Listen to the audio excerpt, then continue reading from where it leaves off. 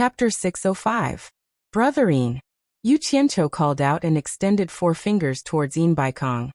Just give me another 4 billion. I've already taken 1 billion, so 5 billion is just nice. He took the initiative to reduce another 1 billion. Even he felt his heart ache when he said this. Normally, he would have to spend a lot of effort to get 1 billion. However, he had no confidence in this old fox. No matter how he looked at it, this old fox did not look like someone who could be easily fooled, who knew what he was planning. Thus he reduced it again and again. He wanted to wait and see what would happen next before making a decision. This was also to give himself some leeway. He was afraid that the other party would do something too crazy and no one would be able to stop him. Another 1 billion. Yin Baikong's heart became more and more determined. He immediately treated the 5 billion as floating clouds. He waved his hand and said, Brother Niu, we'll talk about the 1 billion later. Keep it with you for now. It will come in handy when you return to the immortal world. I'll take out another 5 billion to buy the restriction-breaking pill. After he finished speaking, he did not wait for Niu Yud to reject and disappeared into the Hall of Wealth. Oh my! Yu Qianqiu let out a breath of cold air and raised his thumb in his heart. He could only use one word to describe his current feelings: admiration. 1 billion. He threw it out without blinking an eye. This boldness and heroism made Yu Qianqiu feel inferior. Only now did he understand that it was not a coincidence that Yin Baikong could become a famous figure in the immortal world. This person had the courage of an ambitious and ruthless person. He was someone who would achieve great things. Regardless of whether Yin Baikong succeeded or failed in the future, just this breadth of mind alone was enough for Yu Qianqiu to give him a high evaluation. Not long after, Yin Baikong reappeared with 5 bulging storage pouches. He handed them over and said, each storage pouch has the capacity of 3 rooms, just enough to fill 1 billion high-grade spirit stones. There are exactly 5 billion here. Brother Niu, please count them. No need, I trust Brother Yin. Yu Qianqiu took it and threw it directly into the bracelet on his wrist. Since the other party was generous, he couldn't be stingy. Moreover, the other party was the one who paid first, so there was no need for him to lie. Yin Baikong smiled and nodded. Niu Yud raised 3 fingers and said, within 3 days, 5,000 limit-breaking pellets will be delivered on time. Brother Yin, be prepared to inspect the goods. All right, it's a deal. After the two of them made an appointment, Yin Baikong arranged for him to stay in a house with its own courtyard halfway up the God of Wealth peak. Yu Qianqiu summoned Amano and the other 3 and shut himself up in the house for a whole day. When Amano and the other 3 reappeared, their cultivations had all risen to the early stage of passing calamity. Yin Baikong, who had come to see Niu Yud off, witnessed this miracle with his own eyes. Although he didn't say anything, his heart was filled with excitement. Remember what I've told you. If you dare to go against me, you'll have to think about the consequences. Yu Qianqiu warned Amano and the other 3 expressionlessly. At the same time, he threw each of them a storage pouch containing 1 million high-grade spirit stones. The 4 respectfully complied and watched as the 2 late-stage soul formation experts slowly made their way to the top of the mountain. At the top of the God of Wealth peak, Yu Qianqiu cupped his hands towards Yin Baikong and said, the 4 of them have offended the Blue Palace. I'll have to trouble Brother Yin to look after them while I'm gone. Brother Niu, don't worry. I'll personally oversee the cornucopia. They'll be fine. Yin Baikong smiled. I'll be leaving first. See you in 2 days.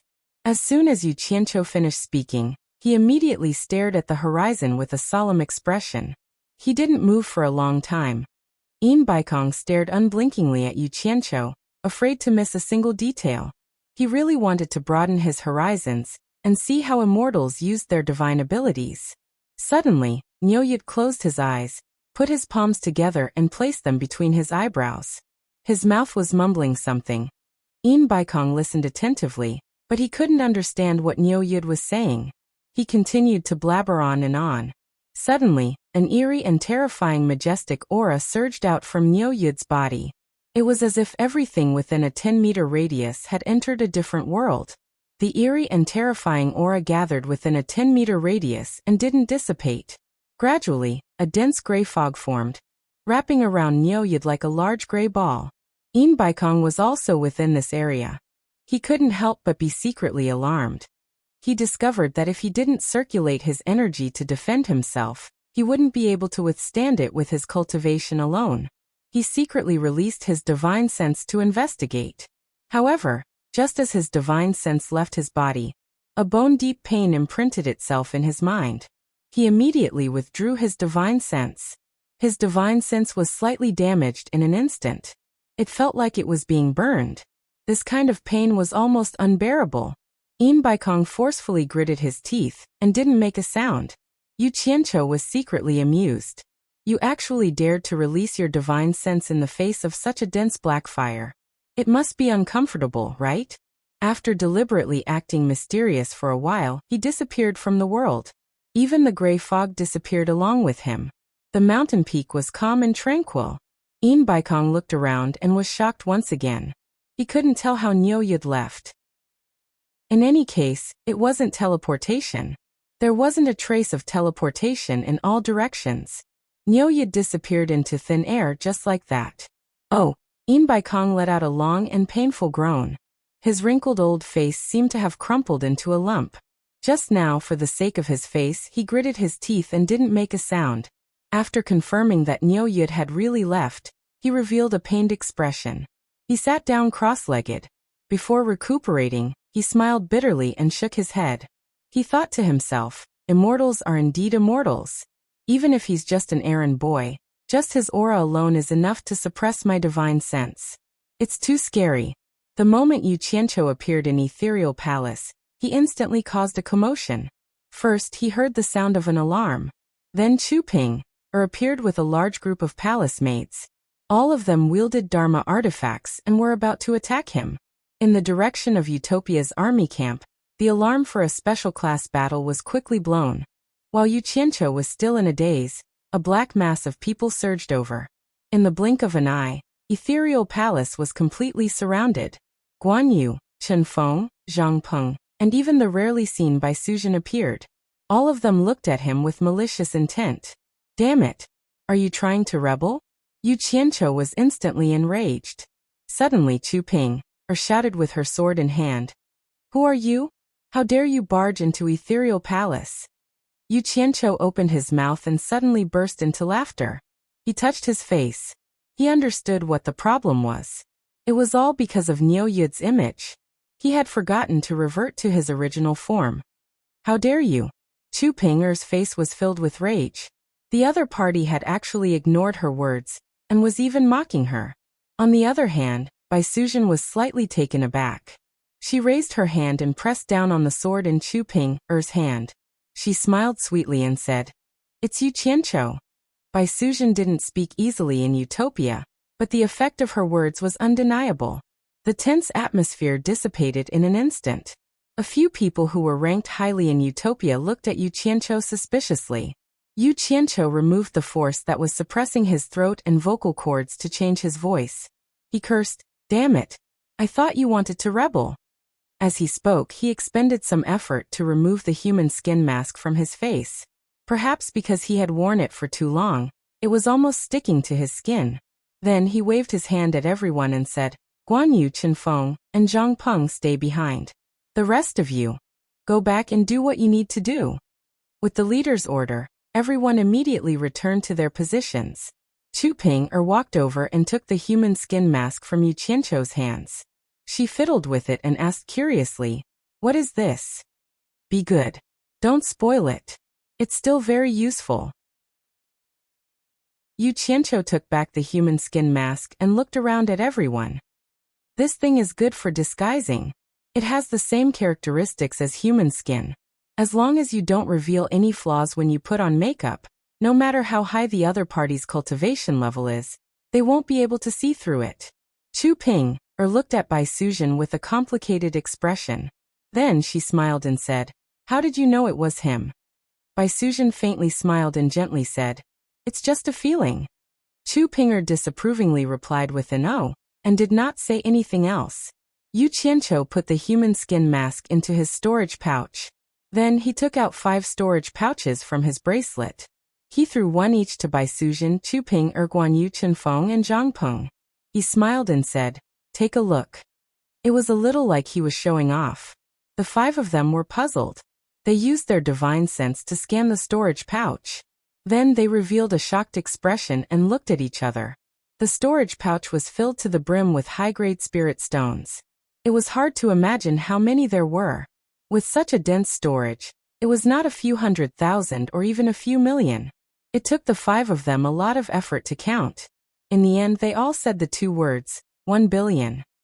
They looked at each other in disbelief. A total of 5 billion. Zhang Peng's words were shocking. He murmured, "Yesterday we received 1 billion. Today another 5 billion. 6 billion high-grade spirit stones?" Chu Ping could not help but exclaim. The gazes of the few of them turned to look at Yu Qianqiu. They were convinced that he had managed to get 6 billion in 2 days. It was hard to imagine how he had done it. "It's 5 billion then." Yu Qianqiu pointed at Guan Yu and Zhang Peng. "Put them away. Go back and make arrangements. With this money, we should be able to solve the problem of increasing the cultivation of most of the team members." The 2 of them took the 5 storage pouches and went back to the camp to make arrangements. Yu Qianqiu turned to Chen Feng and asked, "How many pseudo-limit-breaking pills have you made?"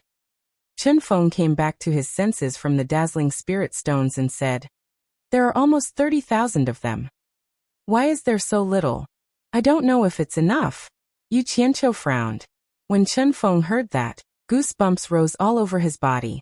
This thing was poison. 30,000 was not enough? How many people were you planning to give them to? He could not help but ask weakly. "Boss, what are you planning to do?" "Sell them for money." Yu Qianqiu replied casually. He stretched out his hand and said, "Give them all to me." Chen Feng's waist was full of storage pouches. One look and one could tell that he was a professional. He took off one and handed it to Ouyang Ming with trepidation. Yu Qianqiu injected his divine sense into it and casually took a look. There were indeed about 30,000.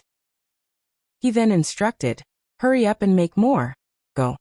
After Chen Feng left, Yu Qianqiu immediately instructed Chu Ping to help him prepare a large amount of spirit herbs for refining the 7 treasure pill. He wanted to personally refine a batch. This was because he and Chen Feng were the best in Utopia. Only the pills refined by them had such a mesmerizing halo. Chapter 606. On the roof of the ethereal palace in the starry sky, Yu Qianqiu's hands were holding a pale green, almost transparent flame. The pillar of flame rose high into the air, dyeing the roof of the ethereal palace in a dreamy, flowing color. If one looked closely, they would notice that the fire pillars in each hand seemed to be divided into 10 layers, and each layer was refining a furnace of elixirs. 10 furnaces in one hand, 20 furnaces in both hands. Elixirs were constantly thrown out from the swirling flames. After Chu Ping, and Bai Suzhen collected the elixirs, they immediately threw spirit herbs into the empty fire layers. The 2 girls kept collecting elixirs and throwing spirit herbs. Yu Qianqiu's eyes were tightly shut, and he was completely focused on refining without a word. He had been standing there for almost a day without taking a break. In the beginning, he was still using 2 hands, refining 1 furnace in each hand. Later, he realized that as his cultivation increased, his ability to control fire increased tremendously. This was child's play. Hence, he increased the number of layers until he reached the 15th layer. Only then did he feel that controlling his divine sense was a little strenuous. Finally, when he reached the 10th layer, he realized that not only was he faster at this level, but he could also control his divine sense with ease. Hearing that Yu Qianqiu had returned, Xiao Wanqing stood quietly by the lake, rubbing her growing belly, her eyes fixed on the towering ethereal palace. Suddenly, she noticed the dreamy colors above the ethereal palace. It was so beautiful. She turned her eyes and returned to the valley. Not long after, she saw Chen Feng, who had been scratching his head, come out. Chen Feng looked a little helpless. Boss had told him to hurry up and refine more pseudo-limit-breaking pills, and he was busy underground. But his wife said that there was something strange in the ethereal palace, and insisted on taking him with her to take a look.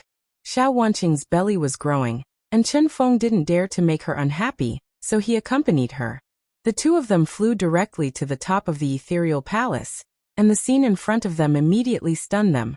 After looking for a while, Chen Feng's face twitched. He was really speechless. Boss was indeed boss, too awesome. So awesome that it was a little exaggerated. One person was equivalent to 20 elixir refining experts. Just this divine sense control alone was beyond anyone's reach. What he did not know was that Yu Qianqiu cultivated the Guyuan sword technique, was that it could temper one's spiritual sense. Just think about it, if one could control thousands of flying swords at the same time, it wouldn't be a problem to control the refinement of 20 cauldrons of pills.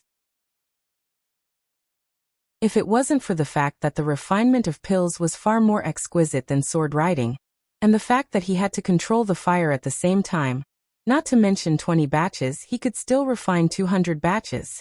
When Bai Suzhen and Chu Ping'er saw the couple, they smiled at them apologetically. They were too busy to take care of them. Xiao Wanqing looked at Yu Qianqiu, who was standing solemnly in the hallucinatory colors, and was slightly dazed. This man had always been outstanding. They had gotten to know each other, and they had formed a friendship during the trials in the myriad fragrance garden of Fuxian Island and the realm of demons. Since then he had been paying attention to him. When he was still a disciple of supporting Immortal Island, he was already famous and much stronger than his peers. After that, he was chased out of supporting Immortal Island. Who knew that he would become even more famous? He became even more outstanding, and everyone knew him. However, it was this man that she had always secretly admired. It didn't matter if he didn't like her, but he had heartlessly given her to someone else. In 2 days, he had earned 6 billion superior-grade spirit stones. Who knew where he was doing so well now? Xiao Wanqing bit her lips tightly, and a trace of hatred flashed in her eyes. The more extraordinary Yu Qianqiu looked under the hallucinatory colors, the more intense the hatred in her eyes became. Didn't you say that your alchemy skills are almost catching up to his? Do you really think you can catch up to him? I think you are far inferior compared to him. Not to mention alchemy, which aspect can you compare to him in? I think you will never be able to catch up to him. In the future, you should just hide underground obediently and don't come out to see others. Otherwise you will come out to boast shamelessly and embarrass me and my future baby. Xiao Wanqing said to Chen Feng through telepathy as she rubbed her belly. Her current cultivation had already reached the early stage of tribulation transcendence, and she had the ability to send voice transmissions. Chen Feng's envious expression froze. He looked at Xiao Wanqing's belly and replied awkwardly. Boss is naturally better than us. Otherwise, how could he be our boss? Let's go back. Useless thing, you don't want to improve. When the baby is born in the future, don't tell him that this thing that hides underground all day is his father. Xiao Wanqing rolled her eyes and turned to fly down the mountain. Chen Feng was stunned. Then, he chased after her with a complicated expression.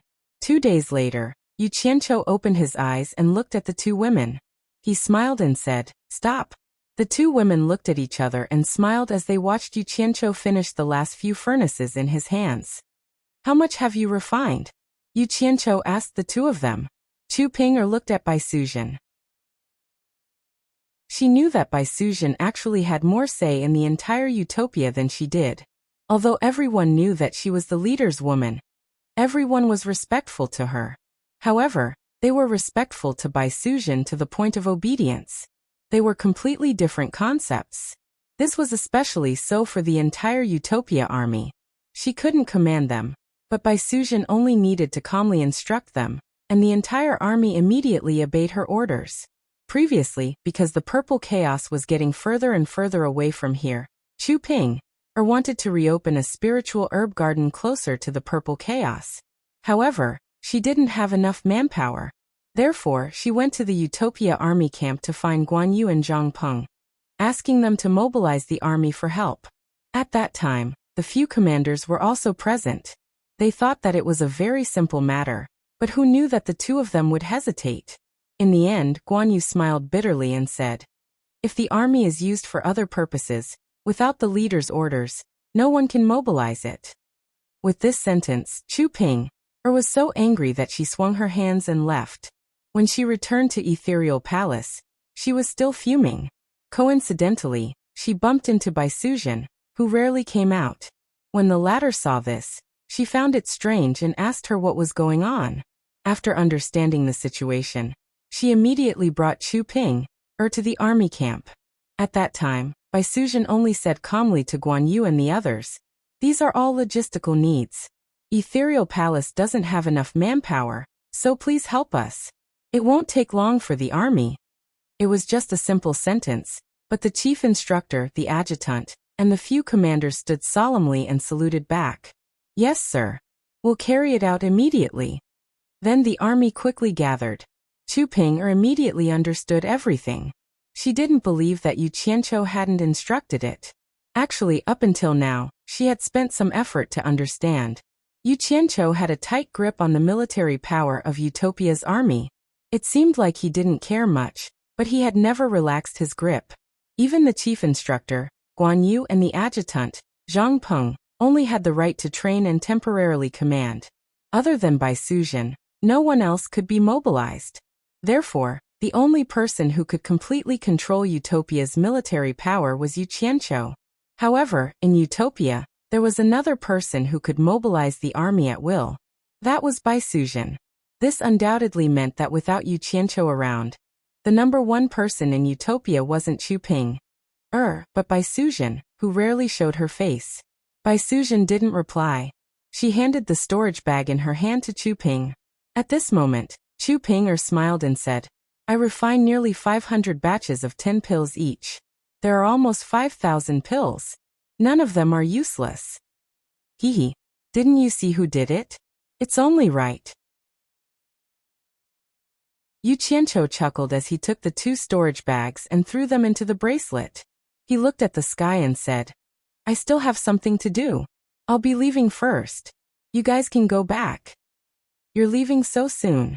Chu Ping said in disappointment. "Why? Do you miss me?" Yu Qianqiu hugged her with one hand and smiled slyly. He brazenly took advantage of her voluptuous body. At the side, Bai Suzhen smiled faintly and said softly, "Be careful when you're outside." After saying that, she didn't disturb the two of them and floated down from the roof of Ethereal Palace. "I'll leave later," Chu Ping said with a blushing face. Yu Qianqiu smiled bitterly and said, "I've already made an appointment with someone outside. It's not good to break it. Next time.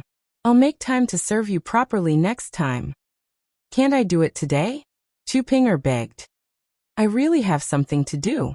I'll definitely do it next time." Yu Qianqiu said that and ran away shamelessly. Chu Ping was left standing on the roof of Ethereal Palace, feeling lost. In the house halfway up the God of Wealth Peak, Yu Qianqiu strolled out. Amano and the other 3 were all in the courtyard. When they saw him suddenly appear, they were a little shocked. They didn't know when he entered the house. There was only one entrance, and the courtyard wasn't big. They were exchanging cultivation experiences in the courtyard, and they didn't see anyone enter the house. But thinking about it, it was too easy for a soul formation final stage expert to hide from their eyes. "Mr." The 4 of them bowed in unison. They had already changed the way they addressed him. Yu Qianqiu raised his hand to indicate that the 4 of them didn't need to be so polite. His gaze fell on Li Qiuxiang's face. At this moment, Li Qiuxiang had already removed the veil on her face. Her face was full of bumps and bumps. Deep scratches intersected on her face. She looked horrifying and creepy. She didn't look like a beauty anymore. Yu Qianqiu saw that her eyes were calm and didn't feel uncomfortable at all. He couldn't help but show a look of approval and said, "That's right. It's true that you've been cleansed. Looks like being disfigured isn't a bad thing. At least it can help you find yourself and not lose yourself. Don't worry. If there's a chance, I'll help you recover your appearance." "Mister, can she still recover her original appearance?" Amano asked. His expression was a little excited and emotional. "Why? Where's the sincerity from before? Could it be that you're tired of looking at it so quickly? Looks like my painstaking efforts have been wasted." Yu Qianqiu snorted coldly. No. Amano waved his hands. He was a little incoherent. He didn't know how to explain himself. However, Li Qiuxiang said calmly, "Mister, he didn't mean it that way. He was just doing it for my own good. Actually, it doesn't matter to me whether I recover my appearance or not." "Forget it." Is there a woman who doesn't like beautiful women? Yu Qianqiu raised his brows. Seeing that her eyes were calm, he didn't explain himself. He couldn't help but smile.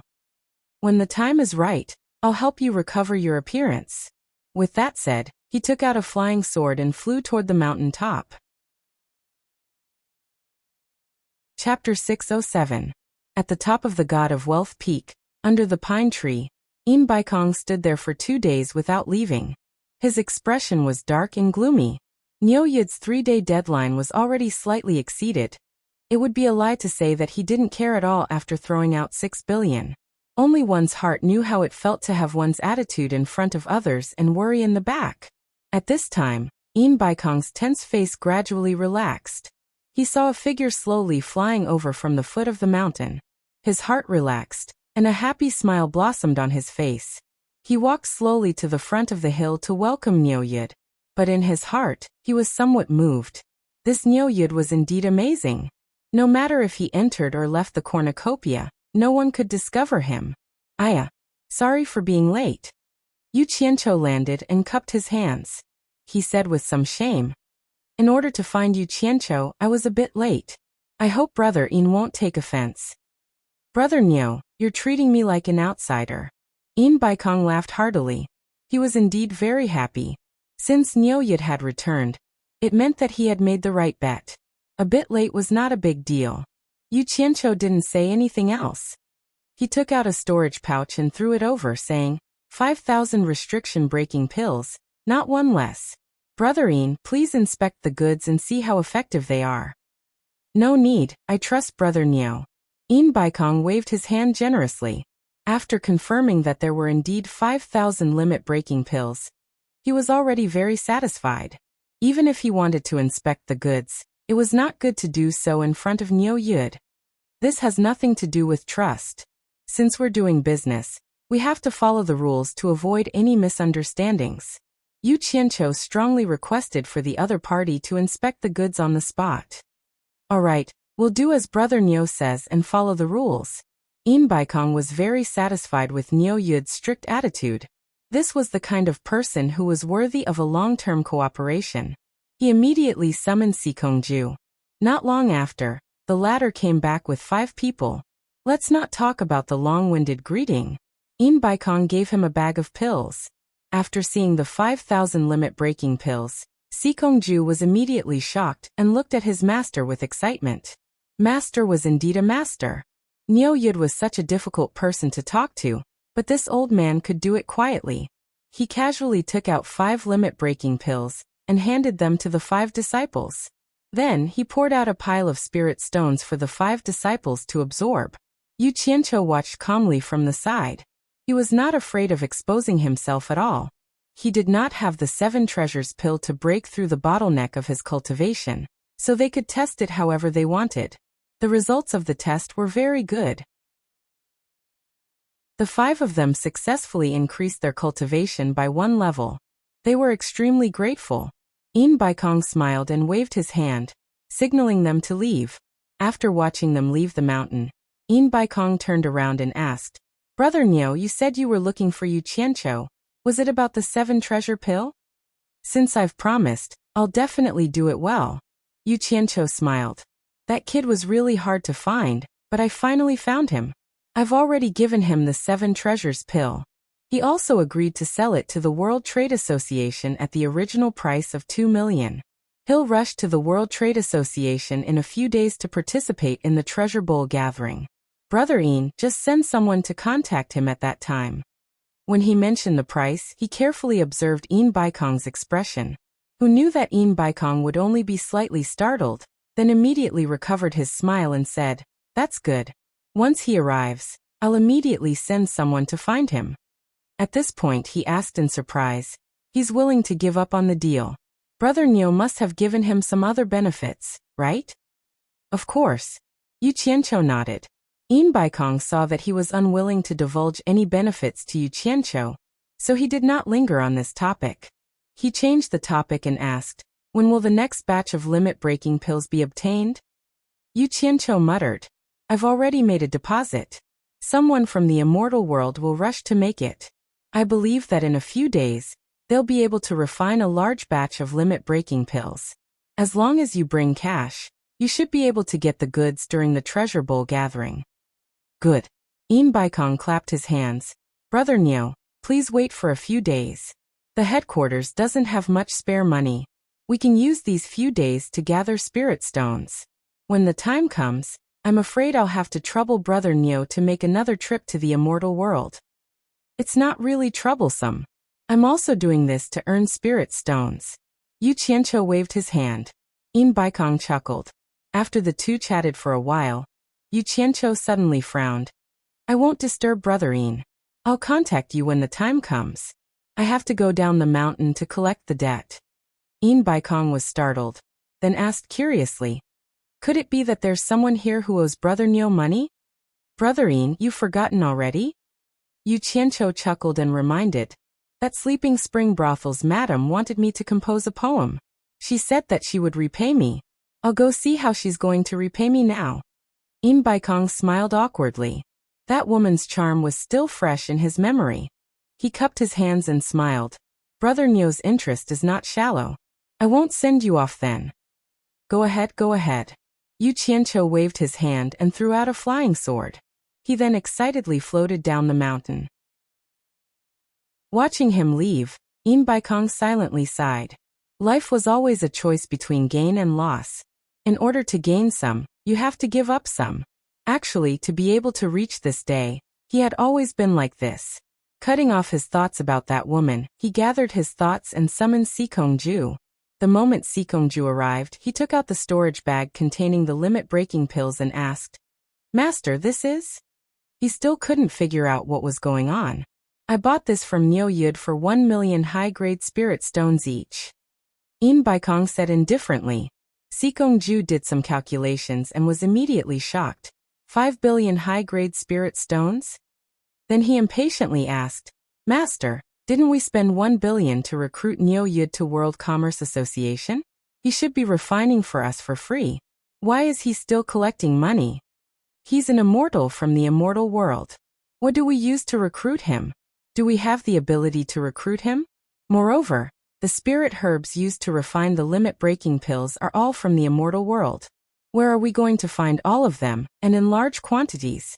Baikong glanced at him. There were some things that he couldn't say to this disciple, so he said indifferently, there's another story behind this. I'll tell you when the time is right. Sikongju respectfully responded. Looking at the limit-breaking pills in his hand, he immediately felt heavy. This was 5 billion high-grade spirit stones. He then asked, Master, should we start distributing these pills? He had already made up his mind. Such a good thing. If he were to distribute it, his disciples would definitely prioritize it. When the cornucopia gathering is held, sell it. Baikong squinted his eyes and said, Go and make arrangements now. Use the Commerce Association's distribution channels to spread the news that we're going to sell the limit-breaking pills at the cornucopia gathering. Remember, say that we're going to sell the limit-breaking pills in large quantities. Sikongju's expression froze. Then he hurriedly dissuaded. Master, you mustn't. The limit-breaking pills must not fall into the hands of other forces. Otherwise, it will be a fatal blow to our World Commerce Association. Baikong coldly glanced at him and snorted. Do you think I don't know the pros and cons? Just do as I say. I have my own plans. Sikongju was startled.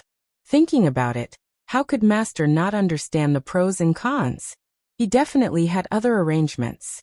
He immediately bowed and accepted the order, but handed the storage bag back to Baikong.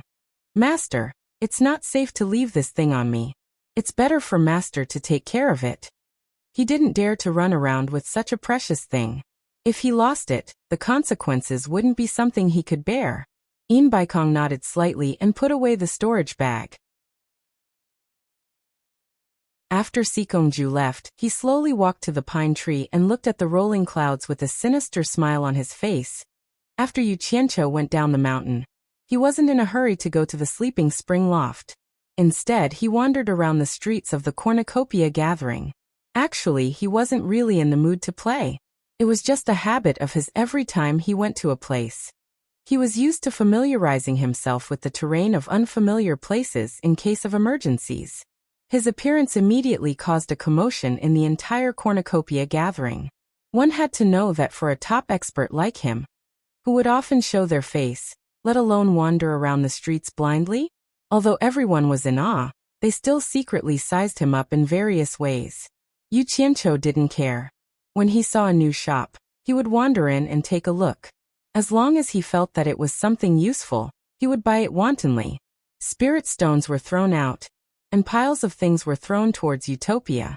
It was as if they were doing a shopping spree for Utopia. After sweeping up a few 100 million worth of goods, he stopped.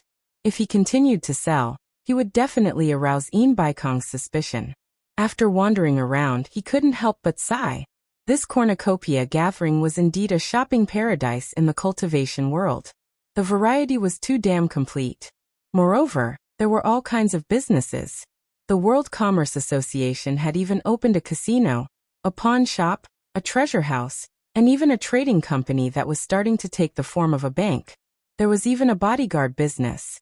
In short, there were all kinds of businesses. They did whatever they wanted to make money. It was a dazzling sight.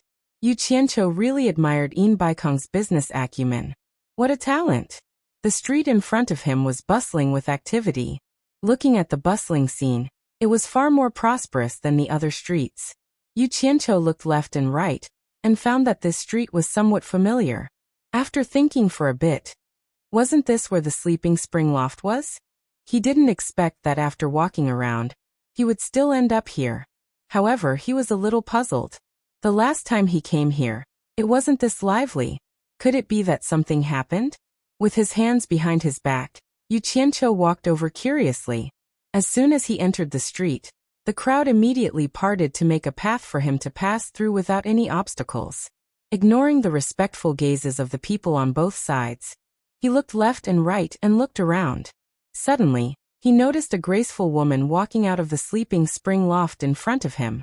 She was exceptionally eye-catching on the street. She stood in the middle of the street with a charming smile on her face. It was none other than the beautiful proprietress of the sleeping spring loft, Yu. Yu Qianqiu was slightly startled.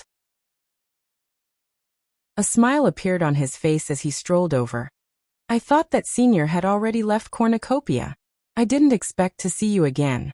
Yu bowed. Chapter 608.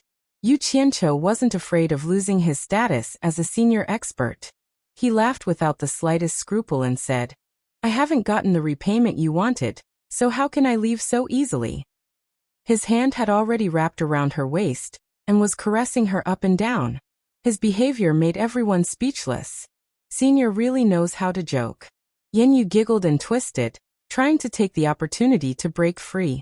Who knew that Yu Qianqiu was determined to take advantage of her, and wouldn't let her leave? The two hugged and whispered to each other, then walked into the spring slumber loft under everyone's gaze. Before they entered the loft, there was a commotion on the street in the distance. The two stopped at the same time. The World Commerce Association wants to sell limit-breaking pills in large quantities at the cornucopia. That's impossible. Would they be willing to sell that thing?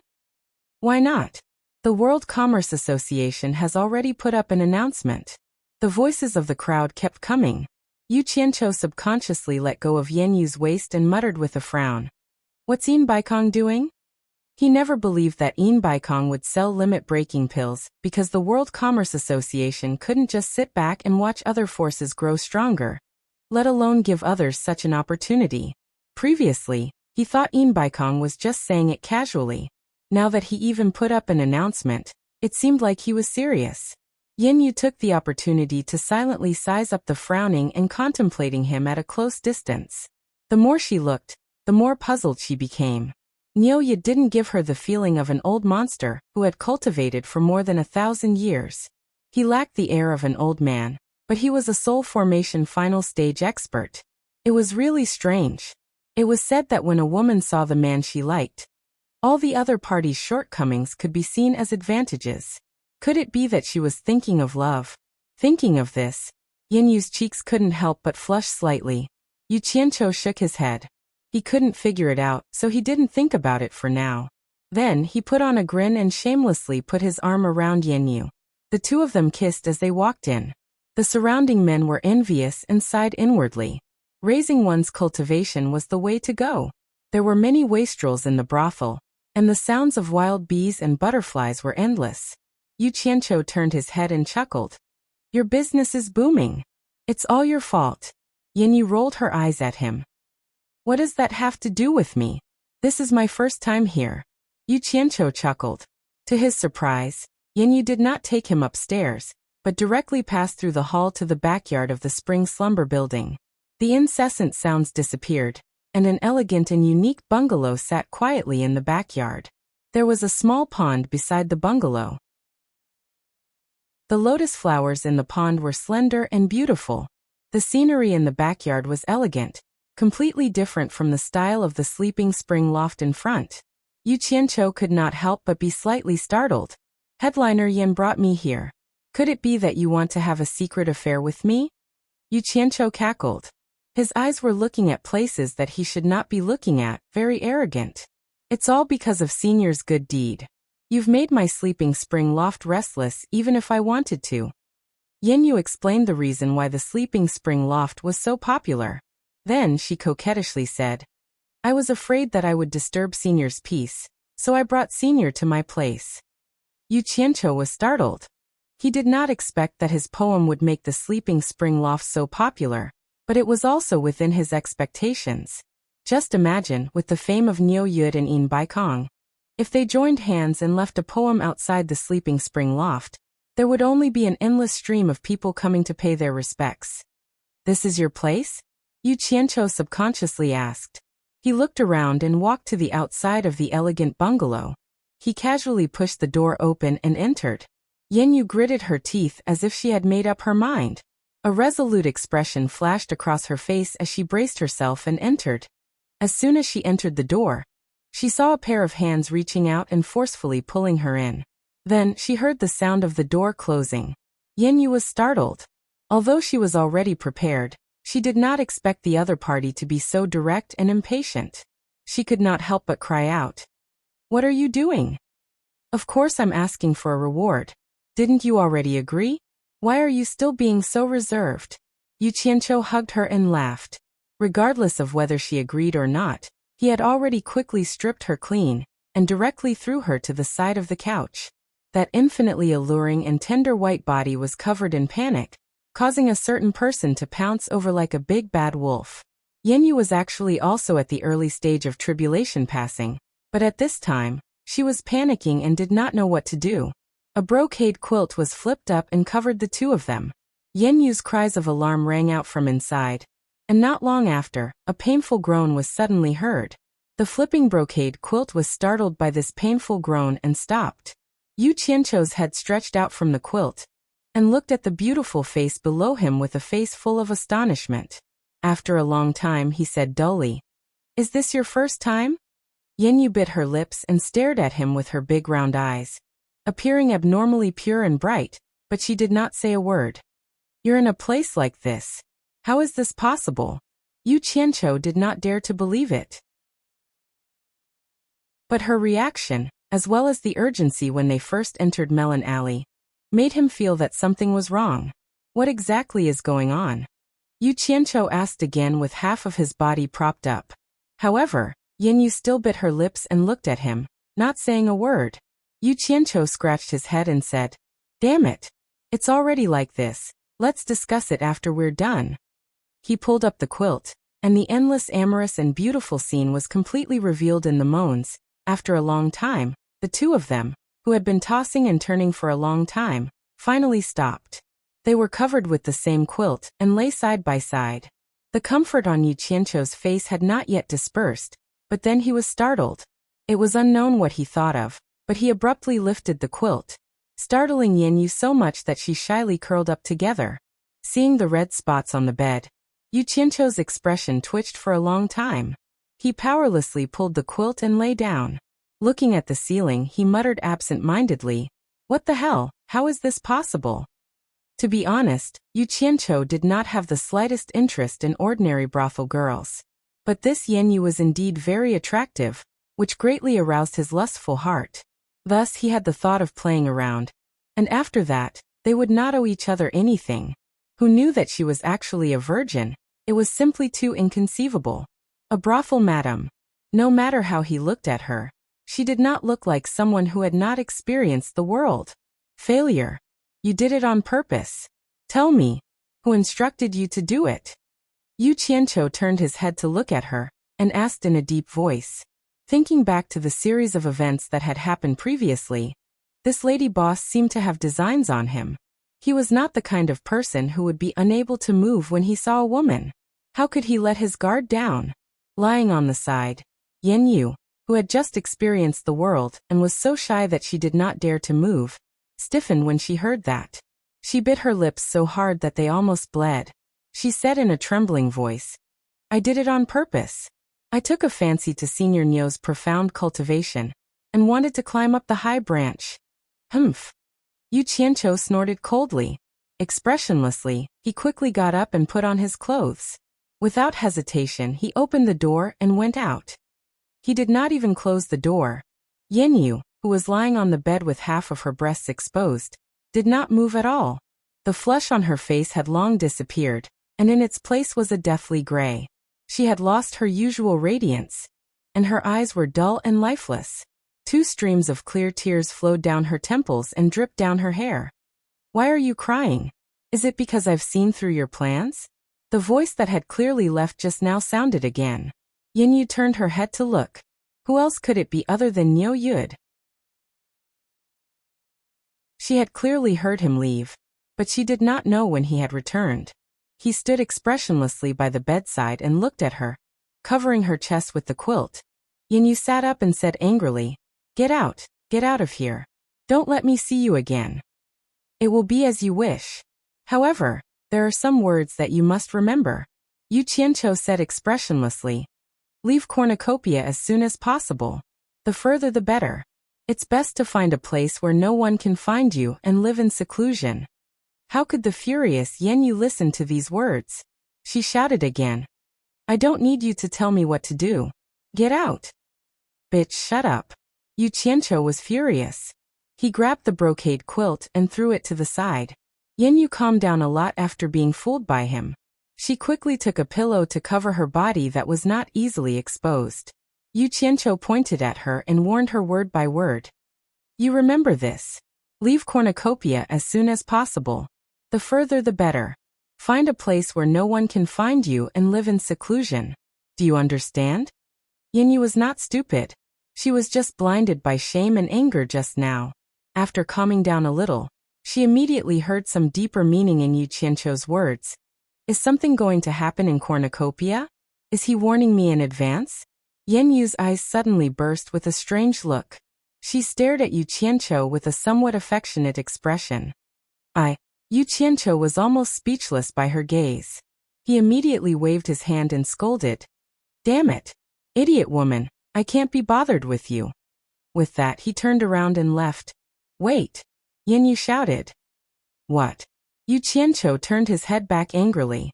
The white and delicate body on the bed was still very tempting.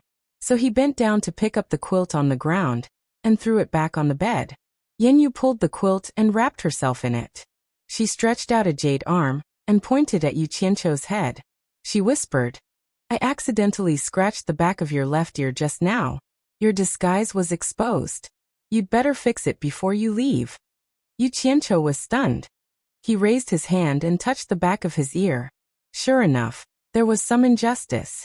He couldn't help but be shocked. Fortunately, he softened his heart and came back.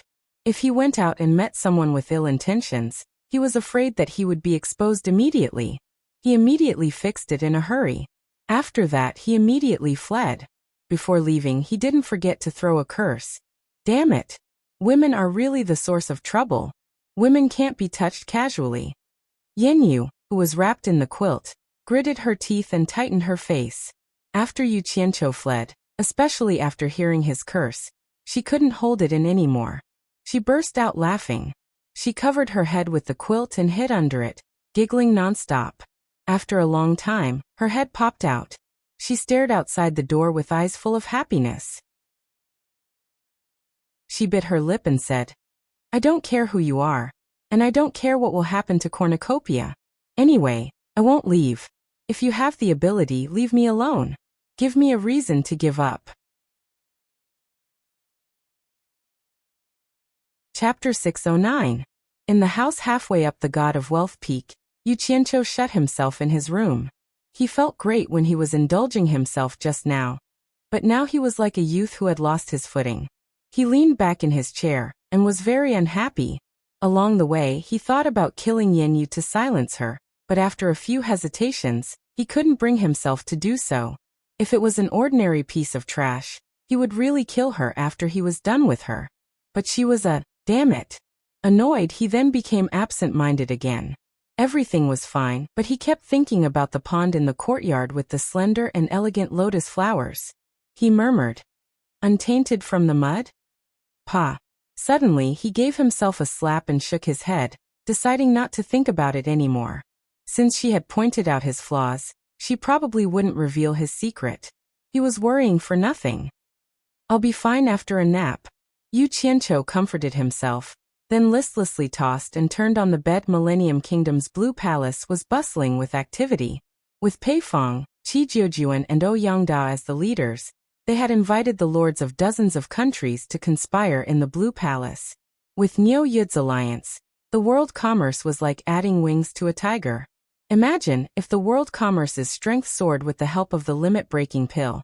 How could these people who didn't see eye to eye with Yin Baikong have a good ending?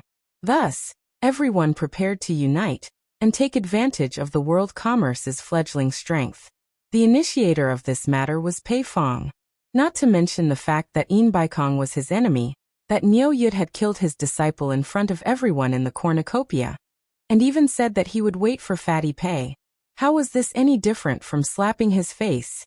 This Niu Yud with unfathomable cultivation was now in cahoots with Yin Baikong. With just his family's strength, there was no hope of revenge. Thus, he jumped up and down to contact the powers that didn't see eye to eye with the world commerce, stating how powerful they were and suggesting everyone to play together. Don't worry everyone. With us 66 powers working together, we can definitely wipe out the world commerce in one move. Pei Fong's fat face shook as he waved his broken hand and said confidently. Someone questioned. Pei Fong, now that Yin Baikong has Niu Yud's help, do you really think we can defeat the world commerce? I heard that Niu Yud's cultivation isn't low. He might even be stronger than Yin Baikong. That's not a problem. Pei Fong pointed at Qi Jiujuan and Ouyangdao and said, leave Yin Baikong and Niu Yud to the three of us. You guys quickly deal with Yin Baikong's two spirit-severing disciples. The other late-stage passing tribulation cultivators won't be able to stop us. In short, we have to work together to kill Yin Baikong and Niu Yud. We can't give them another chance to rise again. That person shook his head and said, a centipede dies but does not fall down. The World Commerce Association has deep roots and the combined forces of the various countries' branches are not small.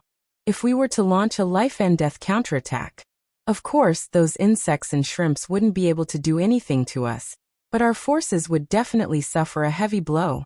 I'm afraid that we wouldn't be able to recover in a short period of time. We have to know that there are still wolves eyeing us like tigers eyeing their prey. Will it take advantage of our weakness to bite us? Yes. This is indeed a problem. Everyone nodded in agreement. If everyone was fighting a tiger with all their might, only to be bitten in the back by a wolf, then it wouldn't be worth it. Pei Fong laughed heartily. Everyone, this isn't a problem. I've already thought of a solution. Our 66 forces can make an oath together. If anyone dares to bite us in the back while we're attacking the World Commerce Association, the 66 forces will look for them together to settle the score. This oath can be made public to intimidate those with ill intentions. Let me ask you, who would be able to bear the wrath of us 66 spirit-severing experts? Also, we have to declare that while we're attacking the World Commerce Association's headquarters, the World Commerce Association's branches within each country's borders are free to be attacked by any country. Whoever takes them down will have that piece of meat. Everyone think about it. Without the World Commerce Association's headquarters to hold the line, The branches would turn from a thorn in the side to a free piece of fat meat. Would the various forces ignore this? So this problem isn't a problem. It's already been easily solved. Although his words were pleasant to hear, the people present weren't so easily fooled. Someone immediately sneered. What about Bing Qingzi and Hu Changshou? The two of them are the biggest problem. They've always stuck together, so how would they sit back and watch us destroy Yin Baikong? Once the two of them take action, along with Yin Baikong and Niu Yud, there should be 4 spirit-severing late-stage experts. Are the 3 of you sure you're a match for the 4 of them? I'm just afraid that we won't know who will be the one to destroy who. Once the 3 of you fail, and the 4 of them join forces to attack us, I'm afraid that many of you here won't be able to return. Don't be impatient. Pei Fong waved his hand at him and chuckled. The 3 of us have already thought of this, so we contacted the 2 of them in advance. If it was any other time, they would definitely lend a hand to Yin Baikong. But this time, Yin Baikong has made a fatal mistake. He shouldn't have been too ambitious and wanted to monopolize the limit-breaking pill. He wanted the World Commerce Association to dominate the world. They prepared to gather some spirit stones first. If they did not prepare and if it was true, they would not have enough money and could only watch helplessly as the limit-breaking pill was bought by someone else. Wouldn't they regret it to death? Moreover, although the World Commerce Association was selling a large amount of the limit-breaking pill, they could not supply it in unlimited quantities. Moreover, they did not know the price yet. Moreover, the World Commerce Association would definitely keep most of it for their own use. As for how many they would sell, it was still unknown. However, there were many people who needed it. On the obedient island of the Demon Domain, Nongzhu Zi, Hibiscus, and Lady Mu all raised their heads and looked around, not knowing what they were looking for. Suddenly, there was an explosion in the distant 1,000-mile lake. White waves rose to the sky and a flowing light shot out from the explosion into the sky. Then, it hovered in the sky like a dragon. When it flew over the sky, it brought with it the roar of wind and thunder. Its speed was unbelievably fast, leaving a long flowing light behind it. It was as bright as a comet, as if it was going to break through the sky. Its momentum was truly astonishing. The dark clouds above the 1,000-mile lake were stirred up by the aura of the flying sword, rolling up and down. The demons and ghosts were frightened and trembling. They all looked in the direction of the obedient island, not knowing what the punishment envoy was going to do. The flowing light that disappeared into the distance suddenly reappeared in everyone's line of sight with a xiao sound, as if it was going to tear through the air. The point of starlight grew larger and larger, rushing towards the obedient island. The point of starlight was at least a few hundred meters away from the lake's surface, but the momentum created a 10-meter deep trench on the lake's surface. It broke through the waves rapidly. Obviously, it was coming for Nongzhu and the others. Zi and the others' faces paled, and they subconsciously retreated. Nongzhu's pupils suddenly shrank. She suddenly turned around and shouted, "Bai Changchun, are you crazy?" Bai Changchun, who had a lean face and was dressed in a green robe, proudly stood on the roof with his hands behind his back. His expression was calm.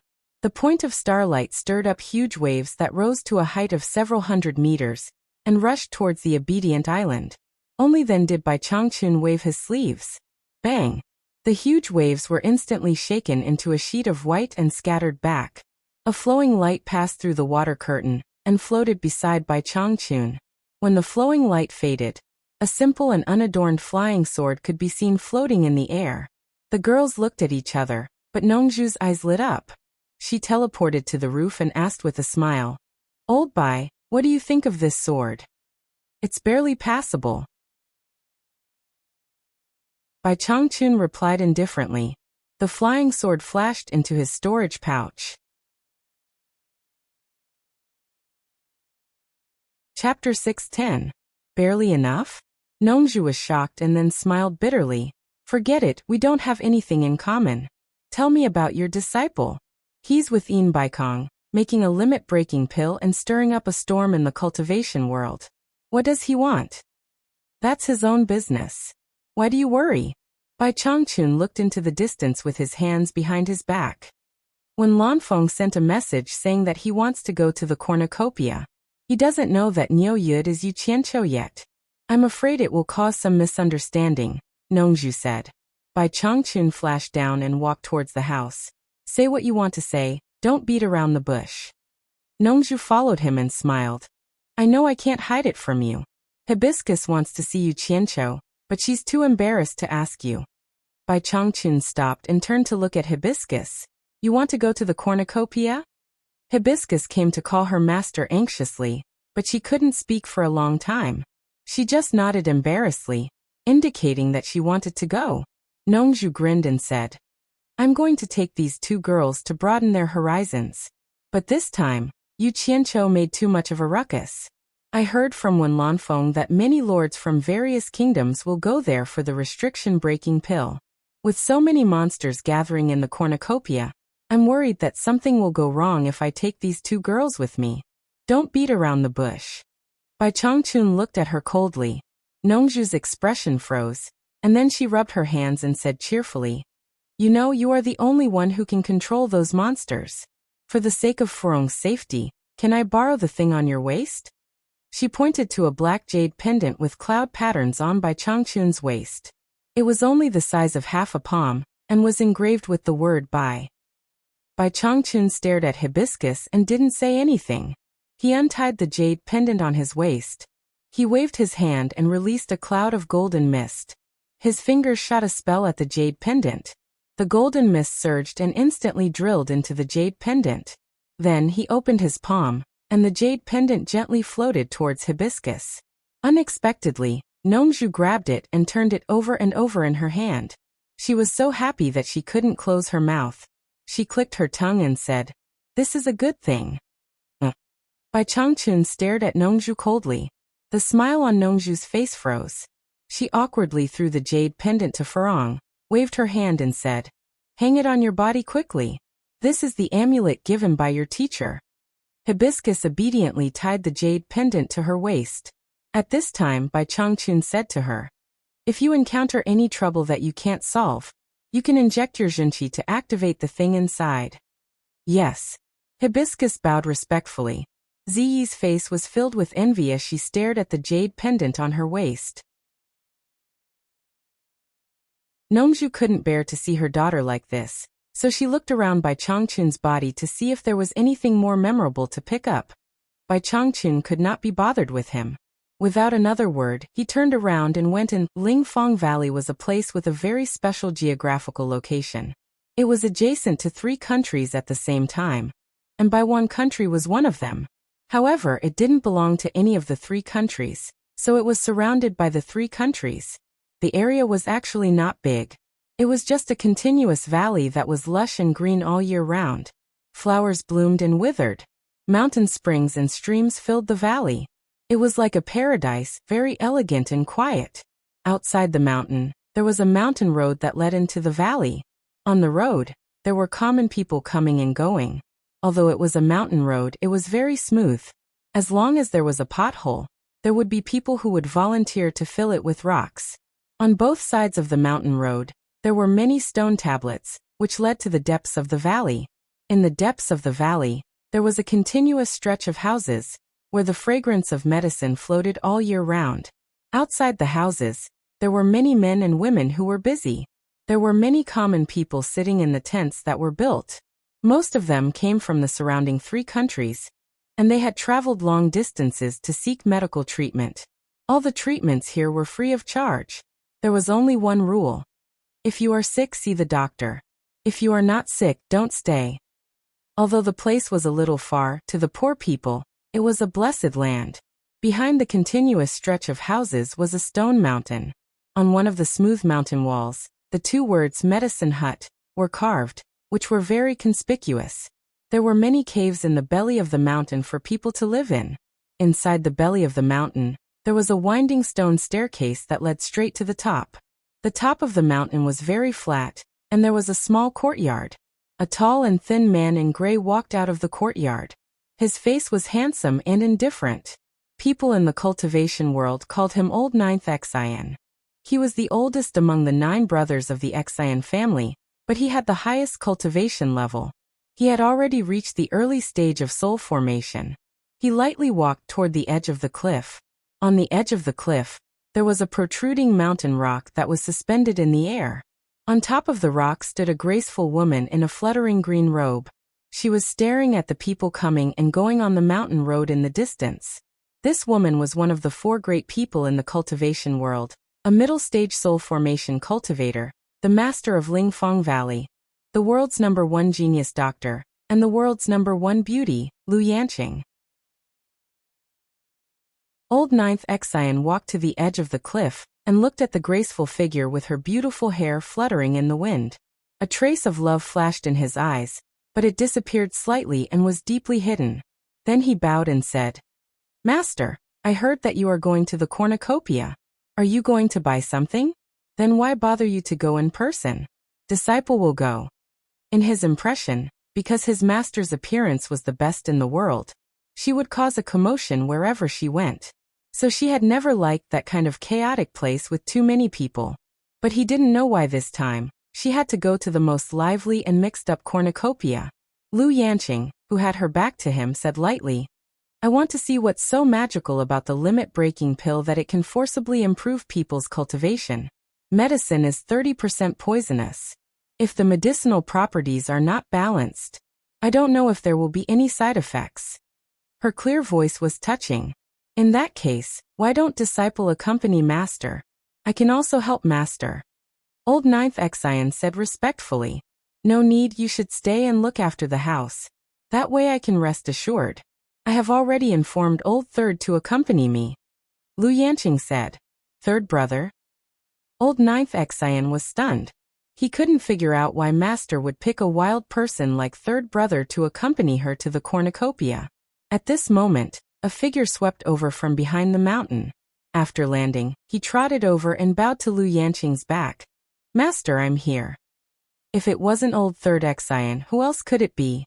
Old Ninth Exian sniffed and looked at Old Third Exian's greasy hands. He frowned and said, "Third brother, you went to the back mountain to hunt again? Hee. You haven't tasted Yu Qianqiu's barbecue skills. The taste is really good. Unfortunately, I can't get that flavor no matter how I roast it. It's really a pity." Old Third Exian sighed. His face revealed a look of reminiscence of the days when they roasted together. "Yu Qianqiu again. What benefits did that Yu Qianqiu give you? You talk about him every day. You're not tired of talking about him, but I'm tired of listening to him." Old Ninth Exian said with some displeasure. "Hee. You haven't been in contact with that kid." Old Third Exian gave a thumbs up and praised. "That kid is affectionate and loyal. He's definitely a man among men. Third brother, I like him." "Oh. Then I'd like to meet him when I have the chance," Old Ninth Exian said with slight sarcasm. Old Third Exian was about to refute a few words, but he heard the master in front of him say, "Stop arguing, Old Third, let's go." The green shadow on top of the hanging cliff flew away. Third brother Exian glanced at Ninth brother Exian, and then immediately followed after him. The cornucopia was about to start. The whole cornucopia could be said to be very lively. This was the once-in-a-decade trading event in the cultivation world. If you wanted to sell something at a good price, it was now. Taking advantage of the arrival of those rich people, it was the time to make money. Therefore, not only in the hands of the various forces, but also those cultivators who specialized in trading also took out the treasures they had bought over the years, ready to sell them at the cornucopia. In the previous cornucopia, there were many stories of poor rogue cultivators becoming rich overnight. Often, those poor rogue cultivators usually got an inconspicuous thing, but it was a rare thing for refining magic weapons and refining elixirs. They did not expect to sell it at a high price at the cornucopia and make a fortune. The most bizarre thing was that, often, a rare but worthless little thing at the cornucopia, because the children of several wealthy families fought for face and wealth, would inflate something worth a few hundred upper-grade spirit stones to millions of upper-grade spirit stones. Then, the seller became rich overnight without knowing it. These stories made people palpitate with excitement. Whether it was those poor rogue cultivators or the grassroots disciples of various sects, as long as they collected something strange, they would bring it to the cornucopia to try their luck. In this way, the liveliness of the cornucopia could be imagined. The rich came to spend money wantonly, and the poor came with the dream of getting rich. The prices of restaurants and inns skyrocketed, and most of them were occupied by the children of wealthy families. The World Chamber of Commerce also set aside 2 square squares of stalls for rent in those places that used to be on the periphery, and no one cared about. Starting from the location near the center and extending outwards, the stalls range from 10 upper-grade spirit stones to 1 upper-grade spirit stone per day. In the 10 days of the cornucopia, the World Chamber of Commerce made a net profit of millions of upper-grade spirit stones every day. In previous years, some rogue cultivators did not want to pay rent in order to save money, so they carried things with them and peddled them in the cornucopia. But if they were discovered by the law enforcement patrol team of the World Chamber of Commerce, it would be bad, and everything on them would be confiscated. Think about it. How could a cultivator who could not even afford the rent have the background to go against the World Chamber of Commerce? If their things were confiscated, they would not even have a place to cry. As a result, many rogue cultivators would pool together to rent stalls to sell things. In fact, every time the cornucopia came down, the World Chamber of Commerce was the most profitable. There was no doubt about this. There were some businesses in the cornucopia that were monopolized by the World Chamber of Commerce, the local snake, and did not allow others to open a second one, such as the casino. There were some businesses that only the World Chamber of Commerce had the ability to open, such as the Spirit Stones Trading Company. With the World Chamber of Commerce's branches in various countries, you could withdraw and withdraw spirit stones at will. The spirit stones stored in the cornucopia could be taken out in Daeong Kingdom. Chapter 611.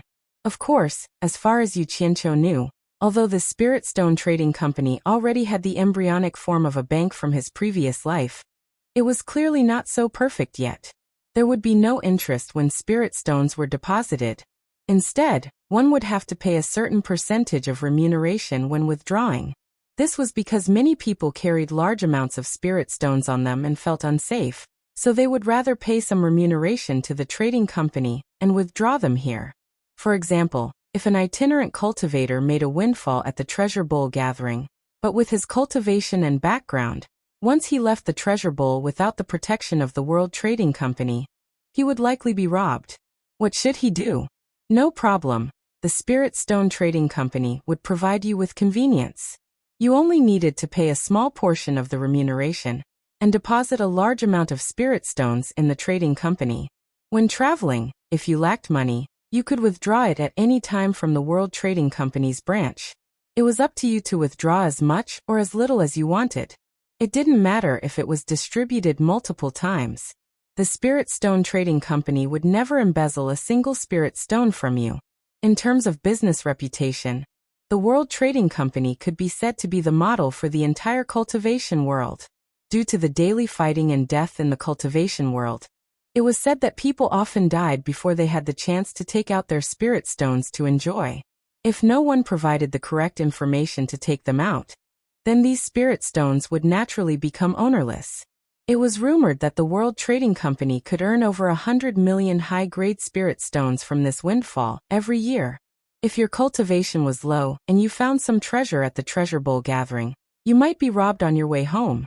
No problem, as long as you could afford the remuneration. The World Trading Company's escort company would provide protection and help you send it back. If the protection failed, the World Trading Company would compensate you according to the valuation. In short, if you had any problems with money or property, you could seek help from the World Trading Company. As long as you could provide the corresponding remuneration, the World Trading Company would provide you with a full range of services, and their reputation was absolutely guaranteed. This was the World Trading Company founded by Yin Baikong. Such a huge business giant, doing business in both the cultivation world and the secular world at the same time, made people jealous and envious. At the same time, they couldn't help but admire it. The flow of people in the treasure bowl increased dramatically. One passage was no longer enough, so the other 7 sealed passages were opened. 8 passages were opened together to cater to the merchants from all over the world. All the experts of World Commerce's headquarters had come out in full force, and they had even transferred quite a few from outside branches to keep a close watch on the movements of the entire cornucopia. If an average person dared to cause trouble, that was simply courting death. On the God of Fortune peak, Sikongju and Jing Yuankong were constantly reporting all sorts of important news to Yin Baikong. In the World Chamber of Commerce, Sikongju was in charge of external affairs while Jing Yuankong was in charge of internal affairs. Learning that nearly 300 lords had sent messages saying that they would be coming to this world's cornucopia, a smile appeared on Yin Baikong's face. Those were nearly 300 of the richest people in the cultivation world. Everyone knew what they were after. It would be hard for the world commerce not to make a fortune this time. Yin Baikong was deep in thought under the pine tree on the peak. Sikongju rushed over from the foot of the mountain and cupped his fists. Master, by One Nation's Wen Rue sent a message that Wen Lanfeng will be visiting cornucopia. In addition, Xian Laojiu from the Spirit Fong Valley sent a message, saying that Lu Yanqing is already on the way to the cornucopia, and hopes that we can make careful arrangements. Yin Baikong was slightly startled. Wen Lanfeng coming was expected. After all, he was also a lord. For the future of the Wen family, it would be hard for him to resist the temptation of the restriction-breaking pill. But Lu Yanqing would come, but it was a little out of his expectations.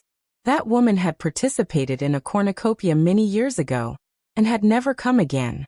Everyone knew that this woman liked peace and quiet, and did not like such a chaotic scene. Seems like the temptation of the restriction-breaking pill is not ordinary. Yin Baikong couldn't help but burst into laughter. Master, the lords from various countries have arrived. Do we need to entertain them? Sikongju asked. Yin Baikong lightly waved his hand. No need. They all have shops here, and their own people will arrange it. It's not good for us to entertain them one by one. We don't have the time. If there's anything, they will naturally come find me. Of course, we still have to give these people face, and treat them differently from ordinary people. All you have to do is send a thank you card along with a few words about our poor hospitality. Understood. Sikongju nodded then frowned. Master, we won't keep a single one of the 5,000 restriction-breaking pills. Are we really going to sell them all? I was just about to tell you about this. Yin Baikong looked at the surging sea of clouds in the distance, narrowed his eyes and said, immediately put out another notice, announced that the price of the restriction-breaking pill is 2 million high-grade spirit stones. Also, make an explanation because there are only 5,000 restriction-breaking pills refined for the first time. It's not enough to meet the demand. In order not to offend people by favoritism, those who are sincere in buying will have to pay half of the deposit, 1 million high-grade spirit stones for each pill, no credit allowed. The other half will be paid when the goods arrive. Hearing this, Sikongju's eyes immediately lit up, and he somewhat understood his master's plan. He cupped his hands and said, Master is wise, I will immediately arrange it. There's one more thing. Yin Baikong frowned. The effects of the restriction-breaking pill must also be announced in detail. This pill can only increase cultivation, but it can't break through bottlenecks. Make it clear on the notice that we will be selling a large amount of 7 treasure pills that can break through bottlenecks. As for the price, it will be the same as the restriction-breaking pill, 2 million high-grade spirit stones for one. Sikongju was stunned. Master, didn't you say that the price of our 7 treasure pill is 2 million high-grade spirit stones for one? Are you going to sell it at the original price? I have my own plans. Yin Baikong's eyes flickered. To him, the 7 treasure pill was something that could stop the restriction-breaking pill from increasing his cultivation. In other words, this was the reason why he dared to sell a large amount of restriction-breaking pills without fear of other forces surpassing him. Most importantly, the 7 treasure pill was not directly sold to him by Niu Yud. If it was, then it would be easy. He was still confident in Niu Yud's business reputation. However, the 7 treasure pill had to go through Yu Qianqiu's hands before it could enter his hands. Although Yu Qianqiu's cultivation was not much, he was a complete madman. There was probably nothing that he did not dare to do. That guy was too daring, somewhat lawless. He actually dared to kill more than 2,000 people from various countries without considering the consequences. Even if he was to do this, he would have to think twice. Originally, Yu Qianqiu wanted to rely on this thing to make money, but in the end his business was snatched away by him. If he saw that he was using the 7 treasure pill for profit, who knew if that madman would be jealous? What if that guy threw caution to the wind and decided to sell it to him instead of giving it to him? With Wen Lanfeng backing him up, he really could not do anything to him. Therefore, in order to make that madman feel better, he decided to sell it at the original price. The other party saw that he was not making money and naturally would not have any objections. In short, the most important thing was to control the source of the 7 treasure pill. He must not use it to make money, otherwise the result would be disastrous. If he wanted to make money, he would be able to make a fortune with the restriction-breaking pill. What is Niu Yi doing? Yin Baikong asked. Si Kongju smiled bitterly and said, he is now together with the Sleeping Spring Brothel's madam, practically living in the Sleeping Spring Brothel. The Sleeping Spring Brothel's business has also become abnormally hot because of him, and the price has skyrocketed. Originally, one would only need to spend a few high-grade spirit stones to make a living, but now, without 1,000 high-grade spirit stones, it is hard to even enter the Sleeping Spring Brothel. But even so, there are still people scrambling like ducks, taking pride in being able to book a prostitute of the Sleeping Spring Brothel. Just today alone, the law enforcement squad went to the Sleeping Spring Brothel 5 times, because both sides fought over a prostitute. Yin Baikong was stunned for a moment, then shook his head and said, this guy. He then instructed, take care of the matter regarding the notice, then personally go to the Sleeping Spring Brothel and invite him over. I have something to discuss with him. While they were talking about Yu Qianqiu here, Yu Qianqiu himself was in the backyard of the Spring Slumber building with Yan Yu, making love to each other to the death. They were sweating profusely. After that, the amorous Yan Yu was like an octopus clinging onto Yu Qianqiu's chest. Little slut, when are you planning to leave? Yu Qianqiu asked as he caressed her plump bosom. After hinting at Yan Yu last time, he once again strolled around the Sleeping Spring Brothel, only to find that this woman was still doing business as usual, and had no intention of leaving. He immediately gnashed his teeth in hatred. This woman was too disobedient, so he accidentally became a regular customer of this backyard. Why should I leave? Yan Yu's eyes flashed with craftiness as she said, since no one cares, it's the same wherever you go. It's better to stay in the cornucopia, at least there's a guarantee of safety. Yu Qianqiu immediately became furious, pushing her smooth body away, sat up and stared at her, saying in a deep voice, I'll be frank with you. I'm just playing with you. Don't think that I'll do anything to you. If anything happens, don't think that I'll protect you. Yan Yu was not angry because of his words, nor did she talk back to him. She pulled up the quilt to cover her plump bosom, sat up with a smile and said, if I want to leave, I have to take advantage of the cornucopia to earn more money. Otherwise, what will I do in the future? I have no one to rely on. Yu Qianqiu was startled when he heard this, frowned and said, I'll give you 100 million upper-grade spirit stones. Leave here quickly. Yan Yu shook her head and said, although I'm in the Sleeping Spring Brothel, I have my principles and I will never sell myself. You and I are willing. If I take your money, what's the difference between me and selling myself? Don't force me to sell myself. Yu Qianqiu was speechless, and he couldn't bring himself to say that he would give her money. After thinking for a while, he said to her, raise the price again, increase the minimum consumption of the Sleeping Spring Brothel by 100 times. Once you've earned enough money, leave quickly. Yan Yu was stunned and she cried out involuntarily, you just made me increase it by 100 times yesterday, from 10 upper-grade spirit stones to 1,000, and now it's increased by 100 times again. Wouldn't that be 100,000 upper-grade spirit stones? Will there still be people coming? Damn it. There are more rich people than you can imagine. Besides, with my and Yin Baikong's face, it's definitely worth this price. Yu Qianqiu pulled her quilt away and drove her away. Go quickly, time is spirit stones. Once you've earned enough, get lost.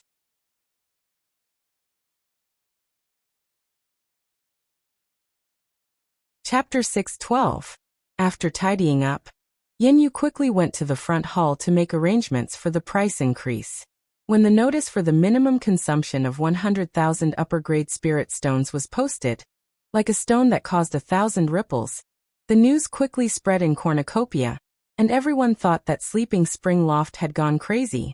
It immediately attracted a lot of people to Sleeping Spring Loft.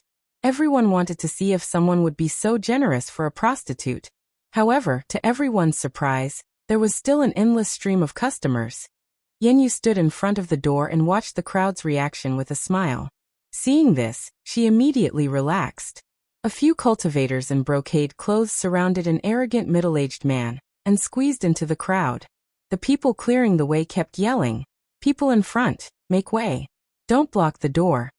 The people who were pushed aside saw their clothes and immediately recognized them as disciples of East Nation's Cloud Palace. They couldn't afford to offend them and quickly moved to the side. Some even recognized the middle-aged man in the middle and whispered, "Isn't that Hu Changsho's third son Hu Tianyin? Friend, please make way." The person clearing the way patted the shoulder of the person in front. The person who was patted turned around and glanced at them coldly. "So you're a disciple of Cloud Palace. Too bad this Sleeping Spring Loft doesn't belong to your family. Why should I make way?" The person clearing the way glanced at his bright yellow clothes and frowned. He turned around and looked behind him. Hu Tianyin took 2 steps forward and glanced at the person's bright yellow clothes. He said arrogantly, "So you're a disciple of Junlin Palace. This Sleeping Spring Loft is a place to spend money and have fun. I don't think the onlookers should block the way of the customers, right?" The crowd became excited.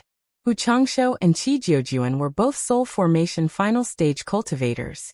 Now that they were facing each other, there might be a big show to watch. "How do you know I'm here to watch and not to spend money and have fun?" The disciple of Junlin Palace retorted. Both sides had powerful backgrounds. He obviously couldn't weaken the sect's reputation.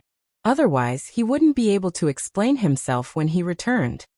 "Oh, you're only nascent soul realm early stage. May I ask which generation of disciple of Junlin Palace are you?" Hu Tianyin glanced at the Sleeping Spring Loft sign and said arrogantly, "Look carefully. The minimum fee is 100,000 top-grade spirit stones. If it's inconvenient, please step aside. Don't block the customers behind you." What he was implying was, "Can you afford it?" The expression of the disciple of the monarch's descent palace changed slightly. He snorted coldly and did not say anything else. Under everyone's gaze, he braced himself and strode into the spring slumber loft. "Why are you pretending to be rich when you don't have money? Why bother?" Hu Yintian seemed to mutter, but the people around him heard it clearly. The disciples of the Heavenly Peak Cloud Palace all laughed and escorted him to the door. Hu Yintian walked to the door and paused for a moment. His gaze fell on the poem on the slanted wall. He recited, "Spring sleeps without knowing the dawn. Everywhere I hear birds chirping. The sound of wind and rain at night. The number of fallen flowers is unknown." It is indeed a good poem. Just this poem alone should increase the value of the Sleeping Spring Loft by 100 times. It is not a place that ordinary people can casually come to. One of the accompanying disciples immediately echoed, "That's right, Senior Nyo's poem was personally written by Senior Yin here. This kind of situation is extremely rare. Indeed, it was not a place where ordinary people could enter.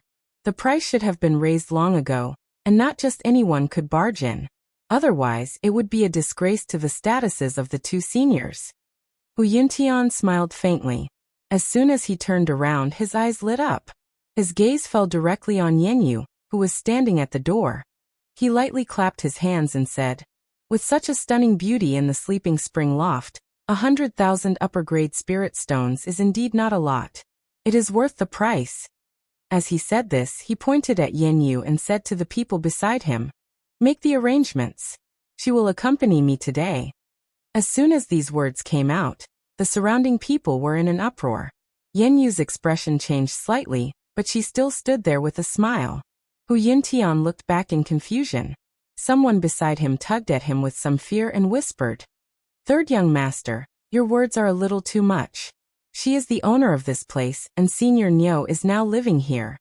He did not finish his words, but Hu Yintian immediately reacted, Now that the matter between Yen Yu and Niu Yud had spread everywhere, he had naturally heard about it.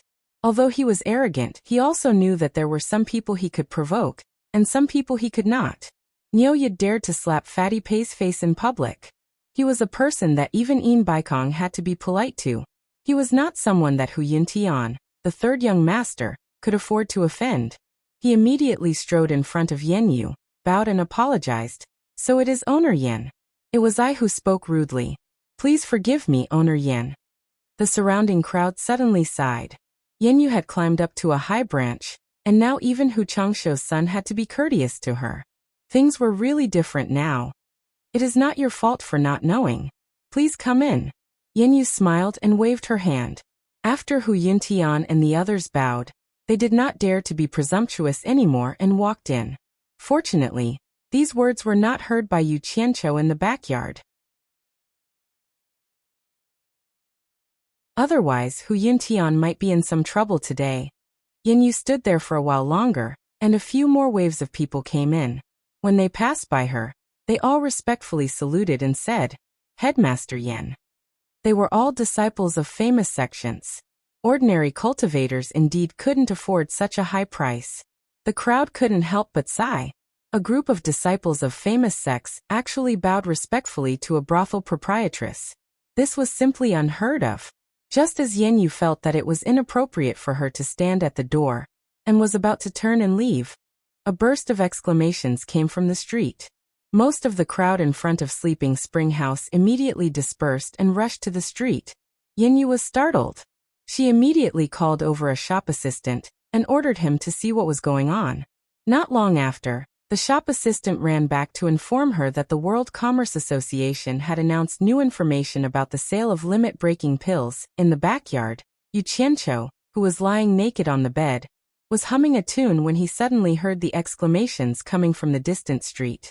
He immediately got up, put on his clothes, and prepared to see what was going on. Just as he walked into the courtyard, he saw Yen Yu swaying her hips as she walked over. What's going on outside? Yu Qianqiu asked. Yen Yu relayed the information that the shop assistant had gathered in detail.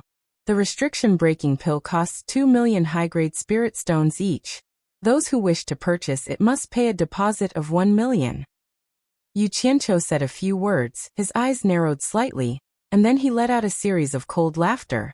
He now understood everything. He really had to give it to Yin Baikong.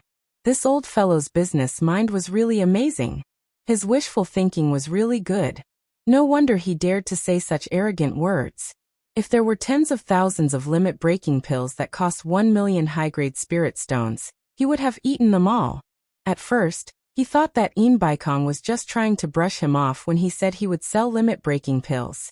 He didn't think that Yin Baikong would sell limit-breaking pills to other forces and watch them grow stronger. He didn't expect that Yin Baikong was still hiding such a trick. For example, if an early-stage foundation establishment cultivator wanted to raise their cultivation to early-stage tribulation passing, they would need 9 limit-breaking pills, which were worth 1 million. In addition to the 1.2 million or so spirit stones used, one cultivator would need to spend about 10 million high-grade spirit stones. Now that he was selling limit-breaking pills for 2 million each, it was equivalent to giving Yin Baikong one for free. The more people bought, the more limit-breaking pills he would get for free. In the end, he only needed to pay a small portion of the spirit stones for the world commerce's disciples to absorb spiritual energy to raise their cultivation. With the world commerce's financial resources, it wouldn't be a problem at all. The limit-breaking pills he consumed would be equivalent to getting them for free. What was even more amazing was that Yin Baikong actually used the tactic of paying a deposit in advance. In other words, no matter how many limit-breaking pills he bought from him in the future, he would still have to fork out the capital of the few billion he gave him before. If he played it even more ruthlessly and got the deposit of 5 billion, he could immediately buy another 5,000 pills from him.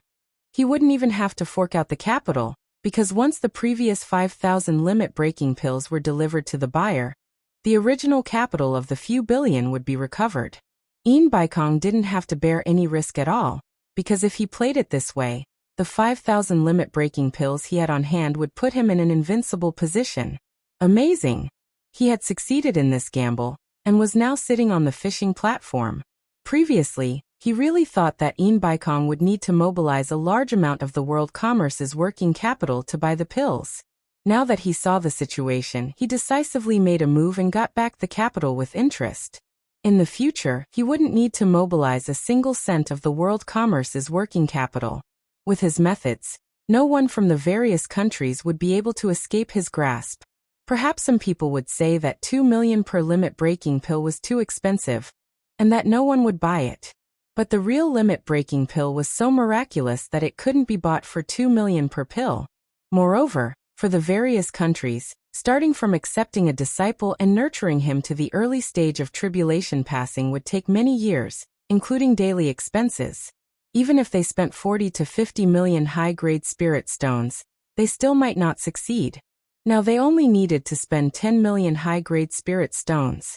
Even with the price of the 7 treasures pill, it wouldn't exceed 20 million. Moreover, it was a quick success, which was equivalent to creating a group of early-stage tribulation passing experts for their own use. Who could resist such a temptation? And the most fatal point was that they had no choice but to buy it. Who would be willing to watch others grow stronger and threaten them? Selling the 7 treasures pill at its original price would not earn a single spirit stone. From this, it could be seen that Baikong had asked for the right to buy and sell the 7 treasures pill not to make money. In reality, it was to control the supply of the 7 treasures pill, and choke the throats of those who bought the limit-breaking pill. No matter how many limit-breaking pills you bought, you couldn't surpass the influence of the world commerce. If the buyer felt that it was unfair, then they could choose not to buy the limit-breaking pill, and someone else would buy it. The 7 treasures pill was controlled by Baikong, so the initiative was in his hands. He could decide how he wanted to play. Others couldn't refuse to buy the limit-breaking pill. You think it's unfair?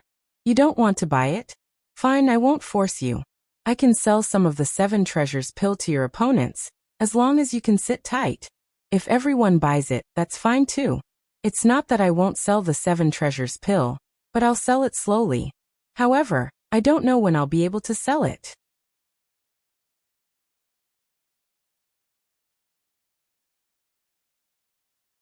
Chapter 6:13. Furthermore, everyone would receive an equal share. Even if there were more, it wouldn't be enough for so many countries to divide it. Even if they took out 10,000 7 treasures pills at once, if they were divided among 300 countries, each country would at most get around 30 pills. When the time came, he would have an excuse to say that his refining speed was just that. For the sake of fairness, no one could do anything to him. If you were not satisfied, you could ask others to buy less and sell the rest to you. But who would agree to this? But the World Chamber of Commerce was different. As long as they earned enough money, they would immediately have enough limit-breaking pills and 7 treasures pills to use together. This way, Baikong would be taking everyone's money and earning everyone's money. If they provided enough limit-breaking pills, he could use the 7 treasures pills as leverage to extract as much spirit stones from the various nations as possible. When the time came, he might not even need to spend a single spirit stone to use the spirit stones from the various nations to raise the cultivation of every disciple of the World Chamber of Commerce to the early stage of passing tribulation. Imagine how terrifying it would be if all the disciples of the World Chamber of Commerce became passing tribulation experts. Just the thought of it sent shivers down one's spine. Even if someone killed Baikong, any small leader of the World Chamber of Commerce could easily lead a group of disciples to retaliate. That would be unbearable. No matter how high one's cultivation was, if they couldn't kill you, they could kill your subordinates and turn you into a lord without an army. At that time, what kind of lord would you be? If you didn't have any subordinates, would you have to go to the spirit stone mines to dig for spirit stones? Unless someone was willing to be like Bai Changchun, arrogant and solitary, and didn't need subordinates. Yu Qianqiu narrowed his eyes and sneered incessantly. Unfortunately, no matter how cunning you Baikong are, you won't be able to escape my palm. You want limit-breaking pills? Fine, I'll sell as many as you want. I'll let you earn them slowly. The more you earn, the harder it will be for you to clean up. Once the 7 treasures pills hit the market in large quantities, It will be the end of the World Chamber of Commerce. I won't have to worry about that jade archive depicting the various nations. I'll take this opportunity to take care of you. Seeing his expression, Yinyu asked carefully, "Is there a problem? I still want to buy some limit-breaking pills." Yu Qianqiu was stunned. He looked her up and down and said in surprise, "You're already at the early stage of crossing calamity. Why do you still want to buy the restriction-breaking pill?" Yinyu shook her head and said, "It's not me who bought it, it's the sisters of Sleeping Spring Loft. Everyone earns this shameless money just to go further on the path of cultivation. A few of them occasionally encountered generous benefactors and saved some money, wanting to take advantage of this opportunity to improve their cultivation to the next level. However, they're afraid that they won't be able to buy them if they have too few pills and too many people, so they want me to buy some through my relationship with you. At first I didn't agree, but I couldn't resist their begging. After all, it's not easy for everyone." Seeing that Yu Qianqiu seemed to be a little unhappy, Yinyu hurriedly waved her hand and said, "Don't worry, the money they have saved up is only enough for each of them to buy one. Also, they would pay according to the selling price, not a single spirit stone less. They're just worried that they won't be able to see the 5,000 restriction-breaking pills on the market before they'll be divided up by the big powers." Then she weakly added, "Is it okay? If not, then forget it." Yu Qianqiu frowned and stared at Yinyu, not knowing what to say. Although he had a physical relationship with her, he didn't know her very well. There were some truths that he couldn't tell her. After thinking for a while, he frowned and said, "Yinyu, some things aren't as simple as they seem. Some things are games played by the upper echelons of the cultivation world. It's not something you can afford to play. As for your sisters, you can do whatever they want. Don't say anything. Just tell them that I don't agree. However, it's best if you don't get involved. Remember, once you earn enough money, leave this place quickly." From his words, Yinyu had already sensed that something big was about to happen. Now that she heard him talk about games played by the upper echelons, she realized how terrifying this matter was. She solemnly nodded and said, "I understand. I won't get involved in this matter." Yu Qianqiu gave a gratified smile. Suddenly, he raised his head and looked at the sky. He thought to himself, after Baikong announced this news, he should have come looking for me, right? Doesn't he want to find some excuses to fool me? While Yinyu was wondering what he was looking at, a shop assistant ran in from the back door of the front hall. After bowing to Yu Qianqiu, he respectfully said to her, "Boss, there are a dozen female loose cultivators outside. They said they want to stay in the building." Rather than calling them shop assistants, it was more appropriate to call them pimps. Yinyu waved her hand and said, "Bring them here." The shop assistant nodded and went back. "What do you mean by staying in the building?" Yu Qianqiu asked in surprise. "Isn't it all because of you?" Yinyu rolled her eyes and explained in a bad mood. Only then did Yu Qianqiu realize that staying in the building was just a nice way to put it. To put it bluntly, staying in the building and selling their bodies to earn money. Ever since the Sleeping Spring brothel became famous and the price increased, there would be one or two female loose cultivators joining the Sleeping Spring brothel every day. However, it was the first time that more than a dozen of them came at the same time. It must have something to do with the minimum spending of 100,000. With such a high income, even if the Sleeping Spring brothel took a cut, it was still an irresistible temptation for them. Perhaps even those loose cultivators who didn't want to do this couldn't resist such a big temptation. Yu Qianqiu was really speechless. He came up with the idea of increasing the price, not only for Yinyu's sake, but also for the sake of her. If they were greedy and willing to continue to sink, then they couldn't blame others. But who knew that it would actually attract more people to do this? But who knew that it would attract more people to this line of work? He didn't know if he was doing a good thing or a bad thing. At this time, the shop assistant had already brought in 13 women. Their appearances were not bad. In fact, in the cultivation world, most of the people who had spiritual roots were better looking than mortals. Or they would go to the other extreme, and their appearance would be abnormally ugly. After the 13 women bowed to the two of them, they stood in a row under the shop assistant's instructions. Yinyu also took out the demeanor of a brothel keeper and checked them one by one. Sigh. What a sin. Yu Qianqiu was speechless. He also looked at these women. A woman with disheveled hair and a dirty face attracted his and Yin Yu's attention at the same time. Both of them couldn't see through her cultivation. This made the two of them feel a little strange. For loose cultivators whose cultivation had reached the crossing calamity stage, even robbing in the cultivation world would be better than doing this. The woman's head was slightly lowered, and her hair was disheveled, so they couldn't see her face clearly. Her untidy clothes were wrapped around her body, as if they hadn't been washed for years. Yin Yu turned around to look at Yu Qianqiu. She saw that he was squinting at the woman. Obviously, he also noticed that something was wrong. With Yu Qianqiu's support, Yin Yu wasn't afraid that the other party would come up with any tricks.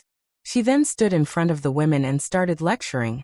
Since everyone has come to Sleeping Spring Brothel, you must be clear about the rules. However, I still have to remind you. I don't have too many rules here. Anyone who comes to my brothel will be provided with a single room for free. I won't force you to do anything, and it's up to you whether or not you want to receive customers. However, Sleeping Spring Brothel will take 50% of the revenue from receiving customers, which is half. The tax for cornucopia will be paid by Sleeping Spring Brothel. At this point among the 13 people someone suddenly asked, "Didn't you say that Sleeping Spring Brothel is now exempt from all taxes?" Yu Qianqiu looked at the woman who spoke, speechless. Yin Yu nodded and said, "Last time, Senior Yin said that Sleeping Spring Brothel is exempt from all taxes. If you really don't want to collect taxes, then I will return the tax to you. It's all hard-earned money, so I won't take advantage of you. In other words, if you don't pay taxes, Sleeping Spring Brothel will only take a 40% commission. The reason why I want to take a commission is because the workers in the brothel have to pay, and this Sleeping Spring Brothel also has to pay rent and taxes every month, plus some necessary bribing. In fact, I won't earn much from each of you. However, I have to make one thing clear." Yin Yu stared at the woman with disheveled hair and a dirty face and said, "I know it's not easy for everyone. Although I also want to help everyone, Sleeping Spring Brothel has to be maintained. If anyone doesn't want to do it, it's better to quit as soon as possible because Sleeping Spring Brothel has a rule. And it's an old rule. You'll have to consider it every 5 days, and if you don't receive any customers, it means you're not suitable for this business. It's better to leave your room for those who really need it. When the time comes, you'll be asked to leave. Do you have any other questions?" Yu Qianqiu looked at Yin Yu, not knowing whether to laugh or cry. This woman was a virgin, but she had a way of managing a brothel. He really didn't know where she learned it from. The other women were a little embarrassed to speak, but the woman who asked the question earlier spoke again. "How do you settle the money?" "You can settle it every day, because you can come and go freely here. No one will restrict you, and you can leave at any time. If you stay here for a long time and don't rush to settle the bill, we will take the initiative to settle it with you once a month, and you won't be short of money." After Yin Yu finished explaining, she once again asked if everyone had any questions. At this point, no one asked anything else. Yin Yu immediately told the waiter, "Arrange a room for each of them." The waiter obeyed and waved at the dozen women. "Come with me." Yu Qianqiu looked at the group of people walking away in a line, and was a little dumbfounded. Did they start doing it just like that? Yin Yu looked at him and rolled her eyes. "Have you never seen this before? Do you think I'm quite bad? What are you looking at?" She looked back at the direction he was looking at, and saw that the woman with disheveled hair and a dirty face was still standing in the same place. The waiter also noticed that one person was missing and shouted over, "Hey, what are you spacing out for?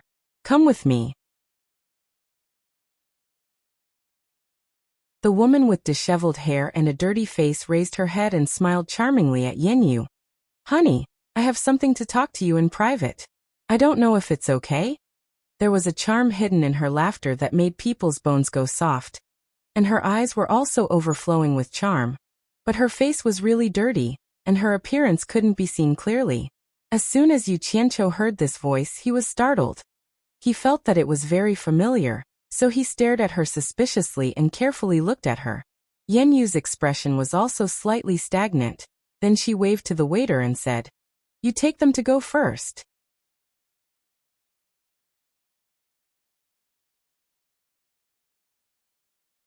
Chapter 6:14. The sounds of extravagance could be heard continuously in Sleeping Spring Tower, but the backyard was quiet. 3 people stood there and sized each other up.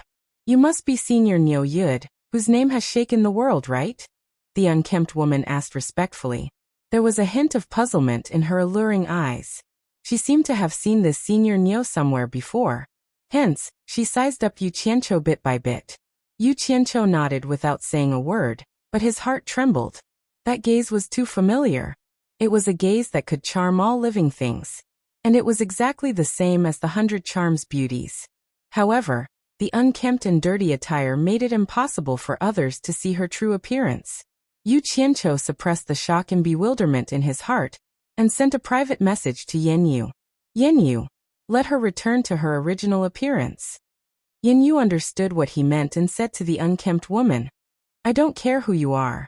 If you have something to say, please show me your sincerity. I don't think there's anything to say to someone who hides her face. She casually pointed at the small room at the side of the house, which was used for bathing. Her meaning was already very clear, and there was no need for her to say anything else. The unkempt woman giggled and bowed slightly to the 2 of them. She did not waste her breath and walked into the room where the bathing area was. Yu Qianqiu stared at the figure that disappeared behind the door, and he was a little absent-minded.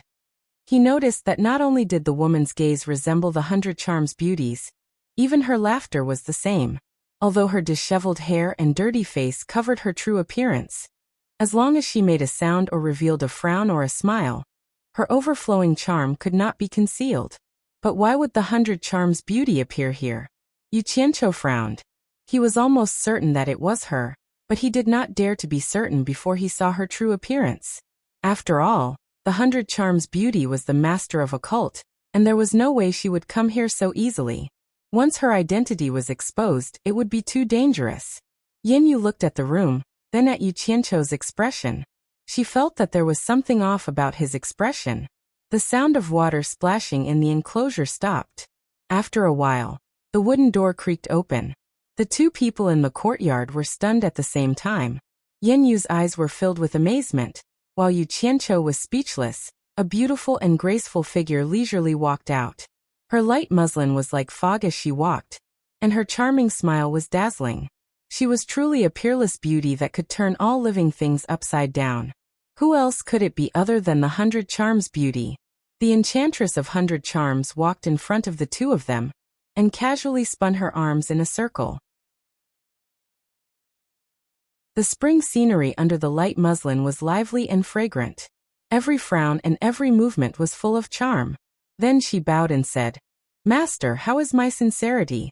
Yen Yu's stunned expression had yet to fade away. At this moment, when she stood next to this woman and compared herself to her, she suddenly felt a sense of inferiority. In the past, he was quite confident in his own style. Only now did he realize that there was always someone better than him out there. As a woman, this was the first time she knew that a woman could be so feminine that even a woman's heart palpitated with eagerness. When the 2 women stood together, in terms of appearance, they were equally matched. However, in terms of charm, the difference was not that small. It was like one was a disciple who had just seen the door of charm, enough to make a man's heart palpitate with eagerness, while the other was a graceful grandmaster, who could charm all living things. They were not on the same level at all. It was really her. Yu Qianqiu was speechless. He did not find it strange. The reason why the Enchantress of 100 Charms was called the Enchantress of 100 Charms was because of her peerless charm. Moreover, after spending some time together, he had more or less developed some immunity. At this moment, he really wanted to ask her loudly, What are you doing here? You're really causing trouble. Are you tired of living? Yen Yu glanced at Yu Qianqiu and was slightly startled. She was curious. Such a woman. Even her own heart palpitated with eagerness. However, this Nyo Yid's eyes were somewhat cold.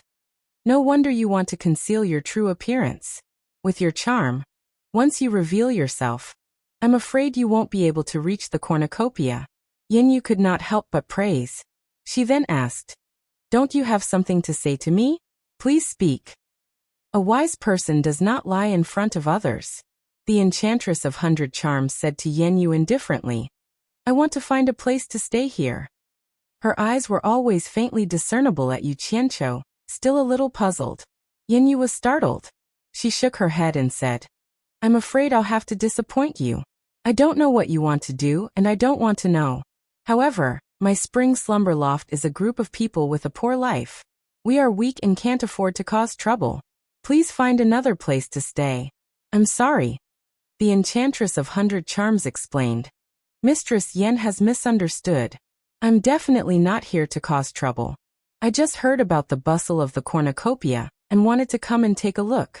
After the cornucopia ends, I'll leave. Oh.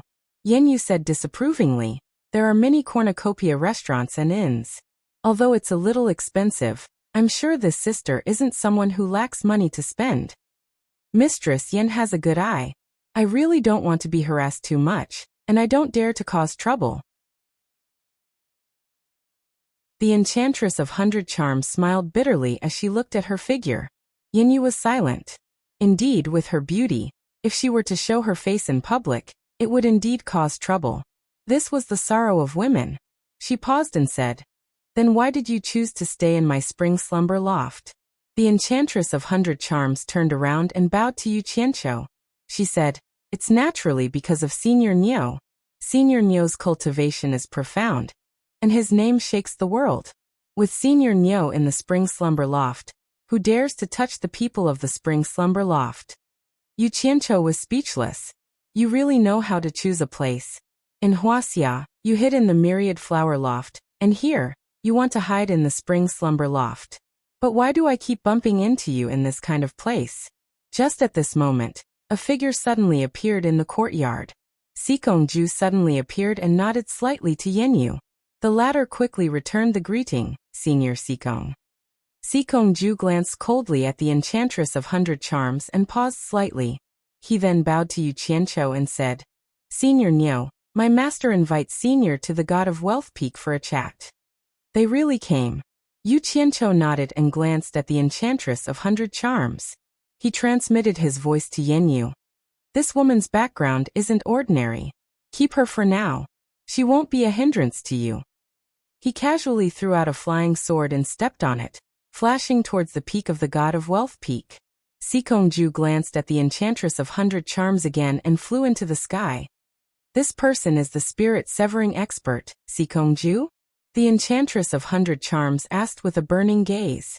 After getting Yenyu's confirmation, she couldn't help but sigh. She sneaked all the way here and didn't expect to see two legendary spirit-severing experts today. Ever since China's cultivation world found out that there were spirit-severing experts in the various countries, all the sects were worried that they would be annihilated at any time. Fortunately, that scum of the cultivation world, Yu Qianqiu, who was forced to leave the Cultivation World Alliance, had already made a name for himself in the various countries. It was said that he had even established a relationship with a few spirit-severing experts. As a result, no matter how close the sects were with Yu Qianqiu, they all secretly sent people over in hopes of contacting Yu Qianqiu.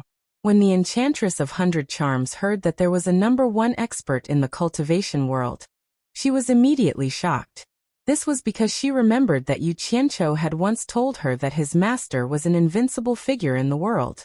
She didn't know before, but after understanding, the Enchantress of 100 Charms was moved. If there was anyone in the cultivation world who was invincible, it would probably be Bai Changchun. Thinking of all kinds of stories about Yu Qianqiu that she had heard, the Enchantress of 100 Charms was even more certain of her guess. It was said that Bai Changchun, who had an unfathomable cultivation level, had a close friend, a spirit-severing expert called Mr. Nongzhu. During the saber-drawing assembly, it seemed that the people of Limitless Island had some misgivings about the girl in purple beside Yu Qianqiu, and said that her master was Mr. Nongzhu. Later, she heard that when Yu Qianqiu was in Dayang Kingdom, he was together with Mr. Nongzhu. The two coincided, so it was definitely not a coincidence. The Enchantress of 100 Charms was already 90% sure that Yu Qianqiu's master should be the #1 expert in the world, Bai Changchun. She didn't know this secret. Although she didn't mention it to others, she was wild with joy. The Enchantress of Illusion Palace was already declining in her hands. Now that they were facing such a serious situation, she absolutely wouldn't allow the Enchantress of Illusion Palace to be destroyed in her hands. Taking 10,000 steps back, even if the Chinese cultivation world was overturned, she had to find a way to protect the Enchantress of Illusion Palace. This was her responsibility as the palace master. However, the spirit-severing experts who stood at the peak of the cultivation world in all the countries were a group of powerful existences. With her ability, there was no hope of protecting it. Therefore, she thought of Yu Qianqiu, the disciple of the #1 expert in the world, should have the ability to help her. However, how could the remaining elders of the Enchantress of Illusion Palace let the palace master take the risk so easily? Under the strong resistance of the elders, she still resolutely decided to come to find Yu Qianqiu for help. The reason she convinced the elders was that all the sects were sending people to contact Yu Qianqiu. However, she had a close relationship with Yu Qianqiu, so she had an advantage over others. For the stability of the Enchantress of Illusion Palace, before she left, she passed the position of Enchantress of Illusion Palace to an elder. She knew that her beauty would cause trouble. After sneaking in here, she had been dressing herself up unsightly and secretly looking for Yu Qianqiu everywhere. However, when she arrived here, Yu Qianqiu seemed to have disappeared from the world. Even if she went through all kinds of hardships, she couldn't find any trace of Yu Qianqiu. The holding of the treasure basin gave her a little hope. She was sure that Yu Qianqiu was a person who liked to join in on the fun. Maybe she could find him at the treasure basin. If she really couldn't find him, she was ready to take the risk of breaking into the demon domain. Finally, she arrived at the treasure basin, but she thought of a problem. Since Yu Qianqiu had the intention to hide his traces, even if he came to the treasure basin, he might not let everyone know. Then how could she find him? It just so happened that the House of Spring Slumber had caused a great commotion, and with the support of the mysterious expert Niu Yud, no one dared to find trouble with the House of Spring Slumber. She gritted her teeth and decided to show her true face at the House of Spring Slumber. Presumably, with her beauty, she should be able to quickly become famous in the treasure basin. As long as Yu Qianqiu came to the treasure basin, she didn't believe that he would be so heartless to not come out to see her. The temptress naturally knew how dangerous it was to do this. It was easy to show her face, but difficult to get away. But there was no doubt that this was the most promising way to find Yu Qianqiu.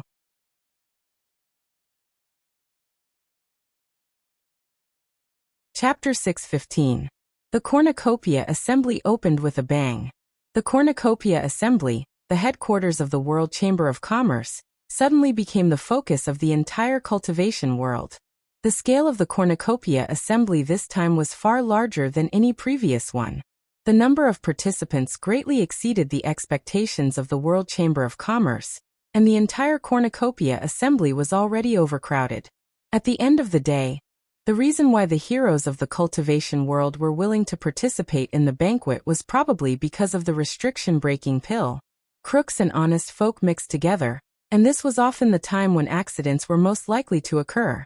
The World Chamber of Commerce had no choice but to mobilize experts from their branches. The most shocking thing was that soul formation experts, who were rarely seen in the past, also appeared in the Cornucopia Assembly. From time to time, there would be a burst of exclamations from the crowd moving around the cornucopia. Everyone would always see the flow of people separate at the entrance of the various countries' shops, only to see the legendary Lord of the Soul Formation stage, surrounded by their respective forces, settle down in their own shops. Hua Zongming of the Dian Nation is here. The crowd rushed towards the Dian Nation's shop. Pei Fong of the top 10 experts of the Soul Formation final stage is here. The crowd rushed to the street where the Millennium Nation's shop was located. Hu Changshu of the Eastern Nation is here. The crowd turned again. The lords appeared one after another, shocking the low-level cultivators who had come to pay their respects to the grand event. They happily roamed all over the place after hearing the news, just to catch a glimpse of those legendary figures at the top. I'm as fat as him. I'm as thin as him. I'm about the same size as him. My nose is the same as his. Ah, our hairstyles are the same. Every time an expert appeared, many cultivators would be excited. They found that they could actually find something in common with themselves from these legendary experts. Even if they had the same full beard, it could make them as excited as if they had been injected with chicken blood. For those cultivators struggling at the bottom of society, being able to find even a tiny bit of similarity with themselves from these legendary experts would undoubtedly magnify it in their hearts by 1,000,000 times. Their originally gloomy and bumpy path of cultivation would instantly be filled with light. On the first day of the assembly, so many top experts had arrived. This was unprecedented. They ran around tirelessly, admiring the legendary soul formation experts one after another. Wen Lanfeng, the world's second expert, Wen Lanfeng is here. Wen Lanfeng is here too. The excitement that lingered on the streets immediately reached a climax, and the crowd surged forward like water. A few people couldn't hold back and soared into the sky during the Treasure Basin meeting. Except for the law enforcement guards and soul formation experts, no one else was allowed to fly in the Treasure Basin. Otherwise, they would be severely punished. This was an agreement that all the countries had agreed to. After all, everyone had their own businesses here, and too much chaos was not good for anyone. On the roof of the street, an expert at the end of the crossing calamity stage suddenly turned his head to look at the people who had flown up. He waved his hand and shouted, "Capture them! Kill them without mercy!" More than a dozen figures suddenly appeared from all directions, immediately blocking the three people in the air. The expressions of the three of them changed drastically, and they immediately came to their senses. They realized that they had done something stupid in a moment of impulse. One of them immediately begged, "I didn't do it on purpose, give me more." Ah! A few screams followed. The law enforcement guards didn't listen to any explanation at all. They obeyed and killed the three of them on the spot. The three people's hot blood splashed in the air, and several severed corpses smashed into the crowd, cooling down the overheated atmosphere on the street. Si Kongju, who was searching midway, witnessed this scene with his own eyes. He looked at the person on the roof who ordered to kill without mercy and nodded slightly with a look of approval. He was worried that there were too many people and that everyone would be too excited, and something would happen. Now this decisive kill had produced a great effect. What made Si Kongju most satisfied was that this person was none other than his third disciple, Mu Lianqiu. Mu Lianqiu was the law enforcement chief of the Treasure Basin meeting, and he was responsible for maintaining the order of the meeting. When Lanfeng frowned slightly as he looked at the respectful gazes around him, he didn't expect his appearance to cause such a big commotion. He didn't like to enjoy the feeling of being superior to others. His figure flashed, and he disappeared without a trace. "My clothes! My clothes!" A young cultivator in the crowd was pulling at his grayish-white robe as he spoke incoherently. A fellow disciple next to him asked suspiciously, "What happened to your clothes?" "So Senior One likes to wear grayish-white robes just like me." The cultivator danced excitedly. "Tizke." The fellow disciple sneered. "Do you think your cultivation will be the same just because your clothes are the same? Idiot." The cultivator said solemnly, "That's not necessarily true. My taste is similar to Senior Wen's, which means that our understanding of cultivation will also have something in common. In other words, I'm also very likely to become a soul formation expert one day." Senior brother, where are you going? Wait for me." In the unused attic on the top floor of the Sleeping Spring loft, it was elegantly decorated, and the incense burner placed on the horizontal table was emitting green smoke. Yinyu sat on the side and sipped on a small cup of tea. She silently looked up and down at the allure beauty standing in front of the wooden window. She didn't know why Niu Yid wanted her to take this person in. Could it be that he took a fancy to her beauty? The allure beauty had been watching the movements on the street in front of the wooden window. The waves in her heart hadn't stopped. The legendary soul formation experts appeared one after another. It really shocked her. Yinyu got up and gently walked to her side. She glanced at the lively street below and casually asked, "You said you came to Cornucopia to find someone. Who are you looking for? If it's convenient, you might as well tell me. I've been in Cornucopia for many years, maybe I've heard of him." The allure beauty turned around and was silent for a moment. Then she smiled sweetly and said, "The person I'm looking for is called Yu Qianqiu." "Yu Qianqiu?" Yanyu was stunned. "Did I hear that right?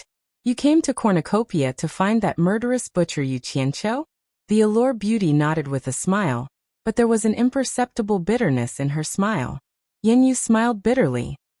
Then I'm afraid you've come to the wrong place.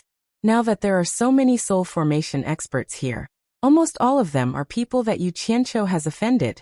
How could he come to Cornucopia at this time? Isn't he courting death? He should come. The allure beauty looked at the street. She thought that there was no reason to be afraid of him just because he was the disciple of the world's #1 expert, Bai Changchun. However, she had never heard anyone say that he had a relationship with Bai Changchun. Are you so sure? Yin Yu was a little surprised. Then she nodded thoughtfully. Maybe, with Wen Lanfeng's support, and Wen Lanfeng's coming to Cornucopia, that Yu Qianqiu might really come. However, I'm afraid that he won't show up openly. In that case, how can you find him? There's a way. The allure beauty pulled out a zither and smiled. I'll sing. Yin Yu's eyes lit up. Yes. I heard that Yu Qianqiu is very talented. Every zither song he makes is rare in the world. Unfortunately, I've only heard of his name. I've never heard him in person. Could it be that you can play and sing Yu Qianqiu's songs? To tell you the truth, Yu Qianqiu and I are old acquaintances. He once wrote a song for me. There shouldn't be anyone else who can play it. If he comes to Cornucopia, I hope he'll follow me. The allure beauty smiled. Old acquaintances with Yu Qianqiu? Yin Yu muttered. She sized him up with a profound gaze and said with a faint smile, if I'm not mistaken, you should be from the cultivation world of China, right? Otherwise, with your appearance and cultivation above the tribulation passing stage, I'm afraid it'd be hard for me not to know who you are. The enchantress of allure smiled but did not say anything. Yin Yu did not ask much, as long as she knew what was going on. She smiled and said, if Sister Yi were to show her face and sing here, I'm afraid that the reputation of my sleeping spring loft would be even higher. Outside Cornucopia, a passage appeared in the roiling clouds. It was a special passage for the lords and spirit-severing experts of various countries. 6 disciples of the World Commerce Company stood guard in the air to guide them. At this moment, a figure flashed out of the passage. The 6 disciples bowed in unison. It was none other than Sikongju. Sikongju silently floated in the air, looking into the distance. Clearly, he was waiting for someone. The 6 disciples looked at each other. They didn't know who was coming for the second in command of the World Commerce Company to personally welcome them. When Wen Lanfeng came, he didn't come out to welcome them. Could it be the world's #1 expert, Bai Changchun? The 6 disciples looked at each other, their hearts thumping. If they could see the mysterious Bai Changchun with their own eyes, it would be a blessing of 3 lifetimes. In fact, the 6 of them were thinking the wrong thing. If it was really Bai Changchun who came personally, it would be strange if Yin Baikong could sit still in God of Wealth Peak. He would have come out to welcome him. Moreover, none of the lords who arrived early would be able to sit still. They would all obediently come out to welcome him. Not long later, 2 black dots appeared in the distance. In the blink of an eye, a man and a woman stopped in front of the special passage. The man stood at the side with his hands tied. The woman had a graceful figure. Her green robes fluttered in the wind. She wore a green veil bamboo hat that covered her face, revealing her black hair. Greetings, godly doctor. Sikongju bowed, then raised his hand and said, my master is waiting on the mountain. Please. This man and woman were Lu Yanqing and Xian Laosan. The 6 disciples secretly clicked their tongues. So it was the world's #1 beauty, Lu Yanqing. They wanted to carefully look at the face behind the green veil bamboo hat, but they didn't dare to be rude. Just as they were about to enter the passage, someone shouted from afar, is that Lu Yanqing in front? They paused at the same time. Looking back, they saw a flying magic tool flying towards them at high speed from another direction. When they arrived, they saw Nongju looking at them with a smile. Behind him stood 2 women. Sikongju was slightly startled. He cupped his hands and said, so it's Mr. Nongju. You're welcome. Nongju waved his hand. He stared at Lu Yanqing and sized her up. T-K. Lu Yanqing, how rare. Why are you here? Nongju, you're here. Her voice was as light as an orchid in an empty valley, and as clear as an oriole's cry. Lu Yan's gaze behind the curtain landed on Ziyi's body, and said softly, "Ziyi is here too."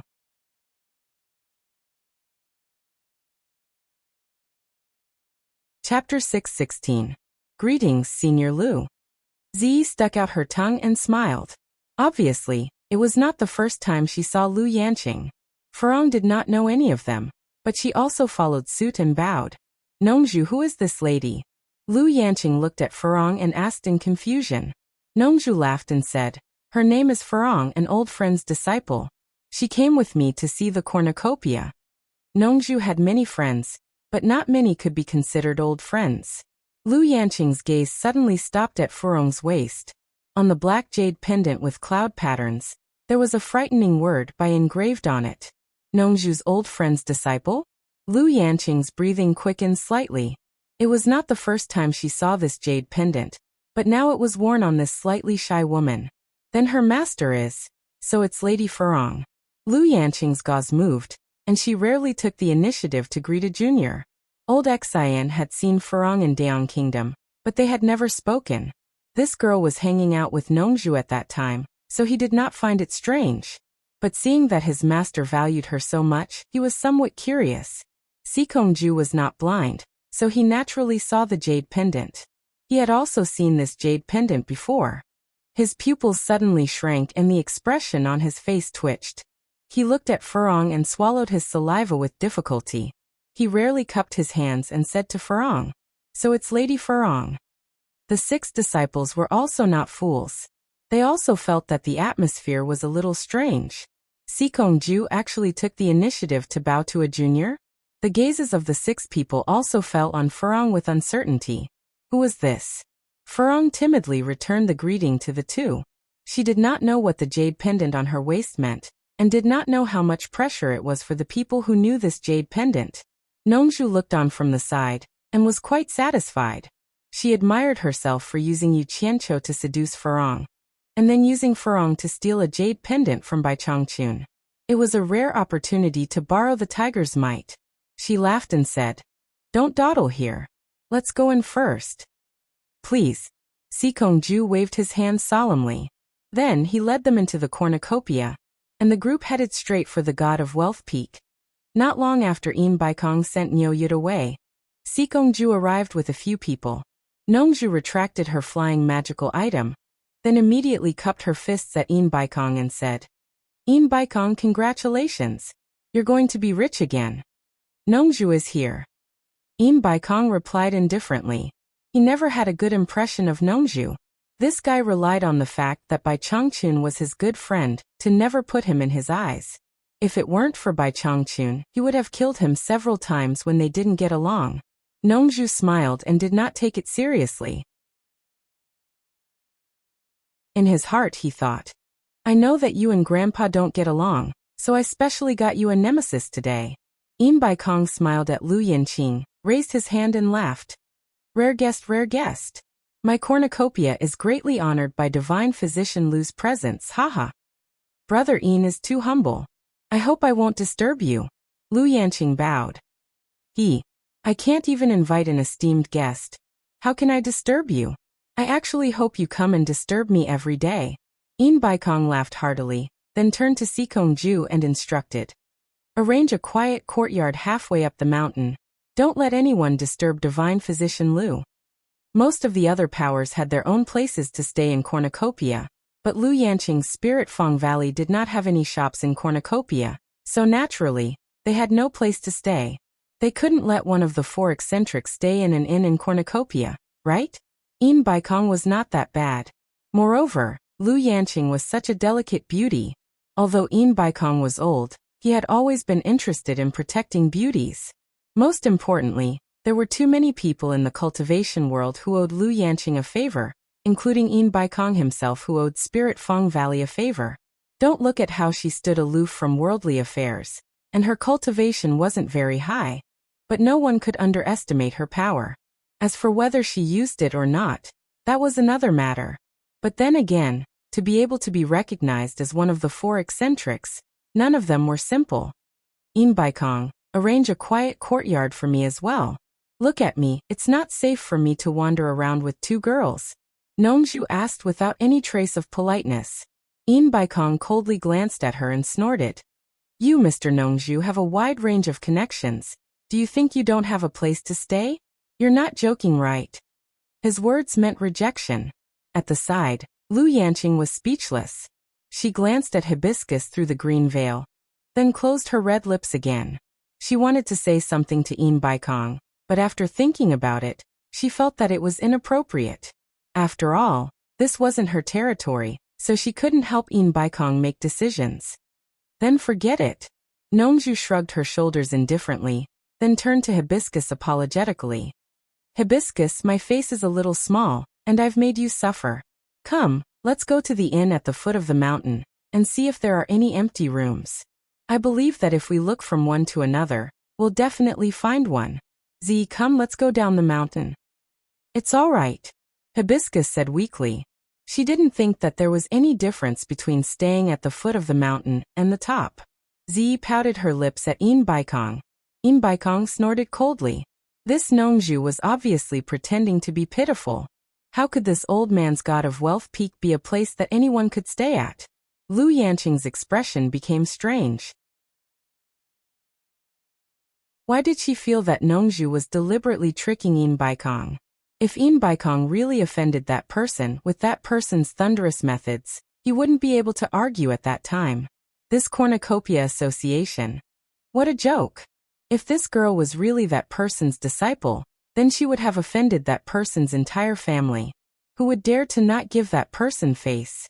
Sikongju's forehead was drenched in cold sweat. His master still hadn't discovered it. He hurriedly moved in front of Nongju and awkwardly cupped his hands. Mr. Nongju, please wait a moment. I'll discuss it with my master. No need. Your god of wealth peak isn't a place that ordinary people can stay at. The three of us are a little small, so we don't dare to disturb you.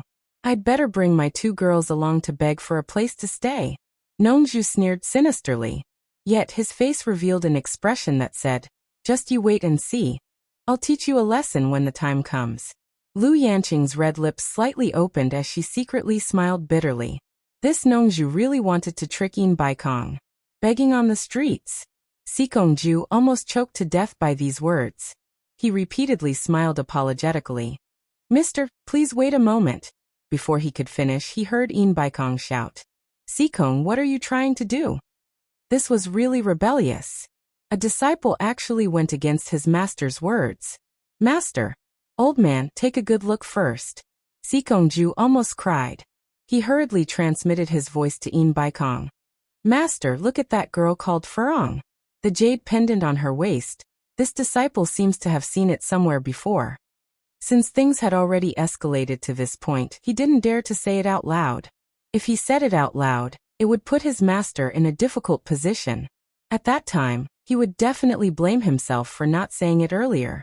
He could only use a roundabout way to remind his master, and let his master decide for himself. In Baikong's face was full of anger as he casually swept a glance. But it was this casual glance that caused In Baikong's expression to stiffen. He couldn't tell what kind of expression was on his face, but it was very rich and interesting. The half-palm-sized black jade pendant with cloud patterns didn't seem to be very eye-catching. But the most frightening thing was that there was a Bai character engraved on it. If you asked In Baikong if he had seen this thing before, he would tell you that he had seen it before. Moreover, he had seen it several times. Don't look down on such an unremarkable little thing. But to some people it was like a death warrant. In Baikong currently had this kind of feeling. The jade pendant that Bai Changchun had carried with him for many years, why would it be on her? In Baikong kept asking himself this question in his mind. Miss, where did you get this jade pendant from? In Baikong pointed at Furong's waist with a complicated expression. After hearing Nongju's pitiful words, Furong really didn't have a good impression of this old woman. Plus, she was too innocent and didn't know how to hide her likes and dislikes. With a face full of disgust, she said, My master gave it to me. What does it have to do with you? In Baikong almost choked on her words. A mere core formation stage little girl actually dared to talk to him. One of the top 10 experts in the world. A cultivator of the late soul-severing stage, in such a manner. She must be tired of living. But without a doubt, this also showed that although her cultivation level wasn't high, she didn't put him in her eyes at all. How many people in the world dared to not put a cultivator of the late soul-severing stage in their eyes? Not to mention this little girl. This jade pendant belonged to Bai Changchun, and she said her master gave it to her. Then her master is... Yin Baikong's expression twitched. He angrily stared at Nongzhu and fiercely transmitted his voice. Nongzhu, what do you mean by this? Are you deliberately tricking me?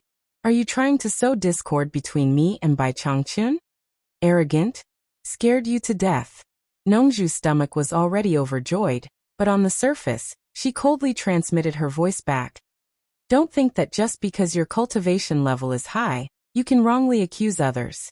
When did I sow discord between you and Bai Changchun? What I said earlier has anything to do with Bai Changchun. Don't tell me you don't know who this little girl's master is? Yin Baikong yelled as he clenched his teeth. Whether I know who her master is or not, it's none of your business. Don't tell me I have to report to you? Who gave you such a bad habit? Nongzhu scolded him with satisfaction. These two guys looked at each other and didn't say anything, but how could Lu Yanqing and Si Kongju not see that the two of them were already quarreling with each other? Third brother Xian had never seen Bai Changchun before, but now that the topic of the late soul-severing stage cultivator was actually related to Furong's jade pendant, he couldn't help but pay attention. The word Bai on the black jade pendant made his eyebrows twitch. This was obviously an ordinary jade pendant that indicated a surname, but the surname, Bai, seemed to be rare in the cultivation world. The attention of a late soul-severing stage cultivator, and his master's attitude immediately made third brother Xian think of a certain person with the surname Bai. He remembered that this girl named Furong seemed to be Yu Qianchou's woman.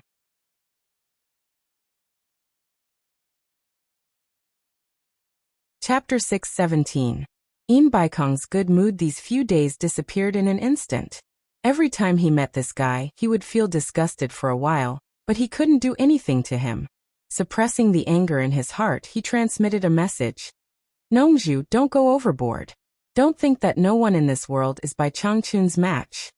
He had thought it through.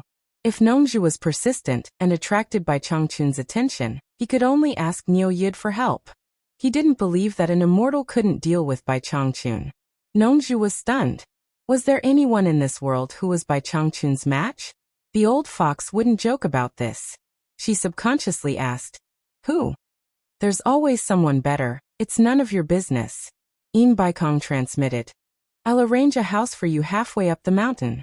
You can't live there, right? He had already admitted defeat. After all, he didn't dare to provoke Bai Changchun. If he couldn't get Niu Yid to help, he would be in trouble. Of course I'll live there, Nongzhu replied. He didn't have any deep grudges with Yin Baikong. He just didn't like the old fox, so he couldn't help but provoke him every time. In fact, Yin Baikong never provoked him. Now that he heard that Niu Yid was staying on this heavily guarded mountain, he also wanted to stay there. It would be more convenient for him to chat with Yu Qianchou. Now that he had fooled the other party and achieved his goal, he naturally had to stop while he was ahead. He couldn't risk his life against the old fox. The old fox wasn't someone to be trifled with.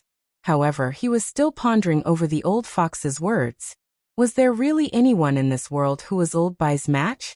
Hearing this, Yin Baikong's anger subsided a little. He turned to Si Kongju and said, Lady Furong is new here. Make the arrangements.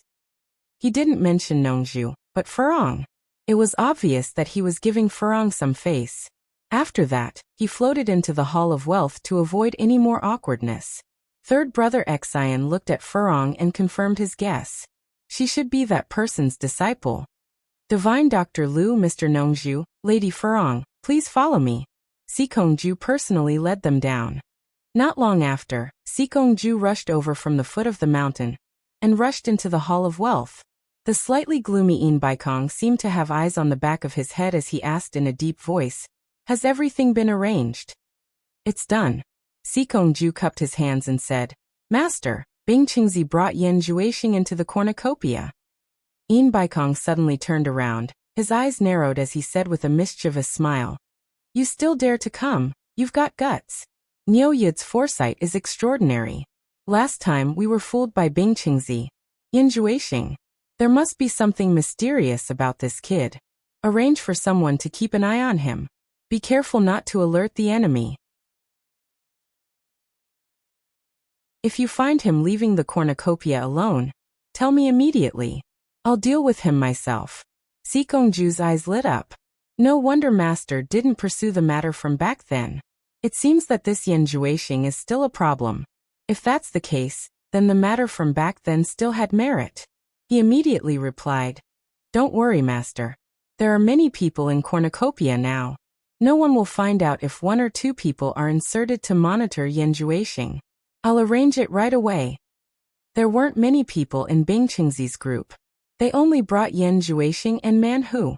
In order to avoid unnecessary trouble, the 3 of them directly descended into the backyard of Dirong Kingdom's shop. The manager of this place had already brought people to welcome them. Man Hu dismissed the people who came to welcome them. Who knew that after a while, the manager returned and said that Hu Changshu's 3rd son, Hu Yintian, had come to pay a visit. Man Hu glanced at his master, and immediately asked the manager to bring them in. When Hu Yintian arrived, he couldn't avoid greeting and stated his purpose. It turned out that Hu Changshu had sent him over, saying that he had something to discuss with Bing Qingzi. Before Bing Qingzi left, he took a glance at Yin Juexing, and left without saying anything. Actually, he didn't want to bring Yin Juexing this time. Mainly because he was worried that something might happen. However, Yin Juexing insisted on coming. He said that if someone really wanted to deal with him, it would be more dangerous for him to separate from Bing Qingzi. Bing Qingzi thought about it and agreed. Plus, he couldn't force Yin Juexing to go, so he brought him along. However, he told Yin Juexing to try his best not to meet Niu Yid. No one knew the depth of Niu Yid, so he had to figure out Niu Yid's background first. There were only 3 people left in the backyard. Man Hu and Hu Yintian were obviously very familiar with each other. The 2 of them were chatting politely. "Brother Hu, this is my junior brother, Yin Juexing," Man Hu introduced. Yin Juexing nodded slightly. "I guessed it." Hu Yintian laughed and waved his hand. "It's my first time meeting Brother Yin. I'll treat you to a fun place." Man Hu said, "I wonder what kind of place it is for Brother Hu to find it fun. I wonder if the 2 of you have heard of the Sleeping Spring Inn?" Hu Yintian smiled. A trace of coldness flashed in Yin Juexing's eyes. Man Hu squinted his eyes. Those who were well informed would know that Niu Yid was currently living in the Sleeping Spring Inn. However, this guy insisted on bringing Yin Juexing to the Sleeping Spring Inn. "It's just a brothel. What fun can there be? I'm not interested." Man Hu refused without batting an eyelid. However, Yin Juexing continued. "Is it the Sleeping Spring Inn where Senior Yin and Senior Niu wrote a poem together?" "That's right. It's because the 2 seniors wrote a poem together that this Sleeping Spring Inn has a special flavor." Hu Yintian asked with a deep meaning. "Why? Is Brother Yin interested?" He was here to probe under his father's orders. After Yin Baikong and Niu Yid met, they actually did not pursue the matter of Yin Juexing. This had long made Hu Changshu suspicious, so he sent his son here to find a way to probe. In fact, Hu Changshu was not the only one who suspected this. "I heard that Senior Niu has a lover in the Sleeping Spring Inn called Yin Yu?" Yin Juexing continued to ask. "Aha.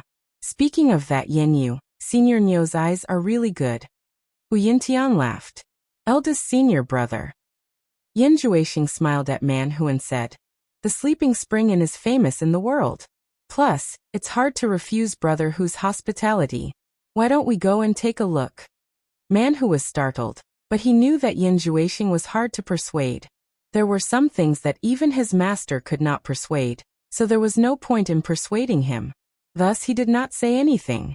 Hu Yuntian laughed and immediately waved his hand, making a gesture of invitation. The 3 of them left together. There were fresh flowers, delicious wine and delicacies, and beautiful women dancing and dancing. Even if the price was frighteningly high, there were still many cultivators who came to the Sleeping Spring Inn. It was said that cultivators should cultivate with a pure heart and few desires, and the cultivation world had always advocated this. But in reality, how many people could truly achieve a pure heart and few desires? Everyone had a pure heart and few desires, standing aloof from worldly affairs. What was the point of fighting and killing in the cultivation world? Wasn't it to have a longer life to enjoy? You also wanted to enjoy life unfettered, and others also wanted to enjoy life unfettered. Everyone wanted freedom. However, human nature dictated that when a person could truly enjoy freedom, he or she would definitely trample on the freedom of others. Walking on the road, it was possible to accidentally step on a rock. You could easily kick it away, but when there was a huge mountain blocking the road in front of you, could you easily kick it away? No matter how free one was, there would always be troublesome stones and mountains. The difference was that the degree of freedom and ability were always proportional. There would always be stumbling stones and mountains in front of them. Was your ability to kick away a stone or flatten a mountain? If you could do it, there would be an even higher mountain waiting for you in front of them. When you could do it, you might become a stone or a mountain in the eyes of others. They would also want to kick you away and get rid of you, because they also wanted to have greater freedom. Therefore, freedom was a very contradictory slogan. It was an idealistic phrase and very illusory. Only when one's ability was big or small could one distinguish the degree of freedom. No one had truly obtained unfettered freedom. Those who loudly shouted for freedom and unfettered should first ask themselves, why do you want freedom? Eat when you want to eat, drink when you want to drink, play when you want to play, and be happy when you want to be happy? Who would provide it? Who else would sacrifice their own freedom to provide for you to eat, drink, and be merry? It was still the same sentence. The size of your ability determined your degree of freedom. If you wanted to enjoy a high degree of freedom without relying on your ability, perhaps only your parents and relatives would be willing to sacrifice their freedom to do anything for you. But that was only for a while, not for a lifetime. Otherwise, how could there be such a good thing? If you wanted to trample on other people's freedom to fulfill yourself, sooner or later, you would become a stone or a mountain in the eyes of others. Hard cultivation with a clear mind and few desires was only a process to improve one's ability, not to destroy one's humanity. How many cultivators would be willing to cultivate to the point where they even lost their humanity? If they really reached the point where they had no feelings, what meaning would there be to cultivating? That would be no different from rotten wood. The minimum expenditure of 100,000 top-grade spirit stones per person in the Spring Slumber Tower was a sky-high price, but it was undoubtedly a threshold to test the ability of each cultivator. This place had a great reputation, but not everyone could come in and enjoy it. Freedom. Don't mention the past. Life is full of ups and downs, and memories can't be erased. Love and hate are still in the heart. A refreshing and touching zither tune suddenly sounded from the Spring Slumber Tower. Although the Spring Slumber Tower had a great reputation, people inevitably became tired after paying attention to it for a long time. There was no longer a crowd in front of the tower, and the cultivators on the street stopped for a short while at most. At this time, everyone's attention was focused on the cornucopia and treasure tower's limit-breaking pill. And the reservation had begun, however, when a faint sad zither tune floated out of the Spring Slumber Tower. It immediately froze the hurried footsteps on the street. They all turned around to listen to the sudden sound of nature, and their expressions were very surprised. Although they had never heard the zither tune and the voice before, they could only use the word beautiful to describe it. More and more people lingered in front of the Spring Slumber Tower. No wonder it's the Spring Slumber Tower that Senior Ian and Senior Neo wrote together. I didn't expect it to have such a stunner and such a masterpiece. Yes, this woman's charm is even better than that owner Yen. TSK. Just the look in her eyes is enough to make people restless. What was most unexpected was that the Spring Slumber Tower actually got Yu Qianqiu's masterpiece. Although Yu Qianqiu is not a very good person, his zither music is undoubtedly the best in the world. Haven't you heard? Senior Neo is more familiar with Yu Qianqiu's zither music. Maybe it was Senior Neo who taught this song to the Spring Slumber Tower. It's very possible. But it's really a pity that the reservation for the limit-breaking pill had to be made at this time. And we were summoned by the door, and had to leave midway. But then again, the 100,000 upper-grade spirit stones were definitely well spent. Two cultivators who hurried out of the Spring Slumber Tower sighed endlessly. which made the onlookers in front of the tower itch. However, most of them were short of money, and not many could enter at any time.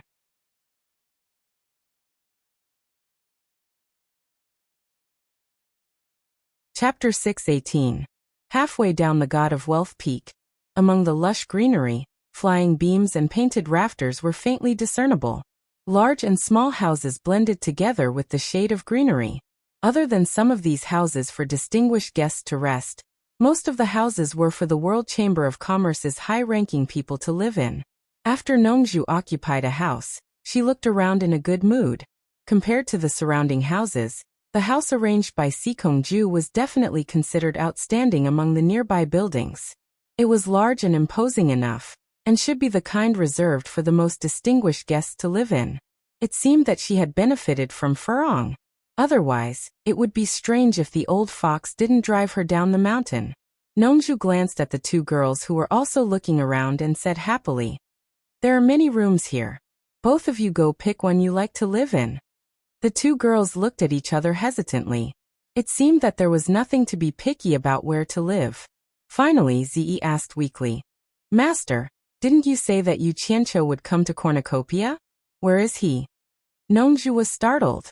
She had only told by Changchun that Niu Yud was Yu Qianqiu. She really didn't know if she should tell the two girls. She thought for a while and said, "You two stay here first. Yu Qianqiu hasn't arrived yet. When he arrives, he'll come find us immediately." After casually brushing off the two maidservants, he warned them not to run around and walked out of the courtyard by himself. Sikongju arranged a disciple to wait for orders outside. When he saw Nongju come out, he immediately bowed. "Take me to Niu Yud's house to have a look." Nongju ordered without hesitation. The disciple immediately led the way in front. After shuttling through the intersecting steps under the shade for a while, the two of them walked towards a very imposing house. When they were not far from the gate, they saw three people walking up the steps in the opposite forest. Nongju was startled and thought to herself, why did she come here? A World Chamber of Commerce disciple led Lu Yanqing, and her disciple third Xian over. The three people opposite also paused, obviously not expecting Nongju to come here. The two groups of people met in front of the house's gate. Then, both sides dismissed the World Commerce's disciples. "Nongju." Lu Yanqing nodded. Nongju looked around and said suspiciously, "Lu Yanqing, what are you doing here?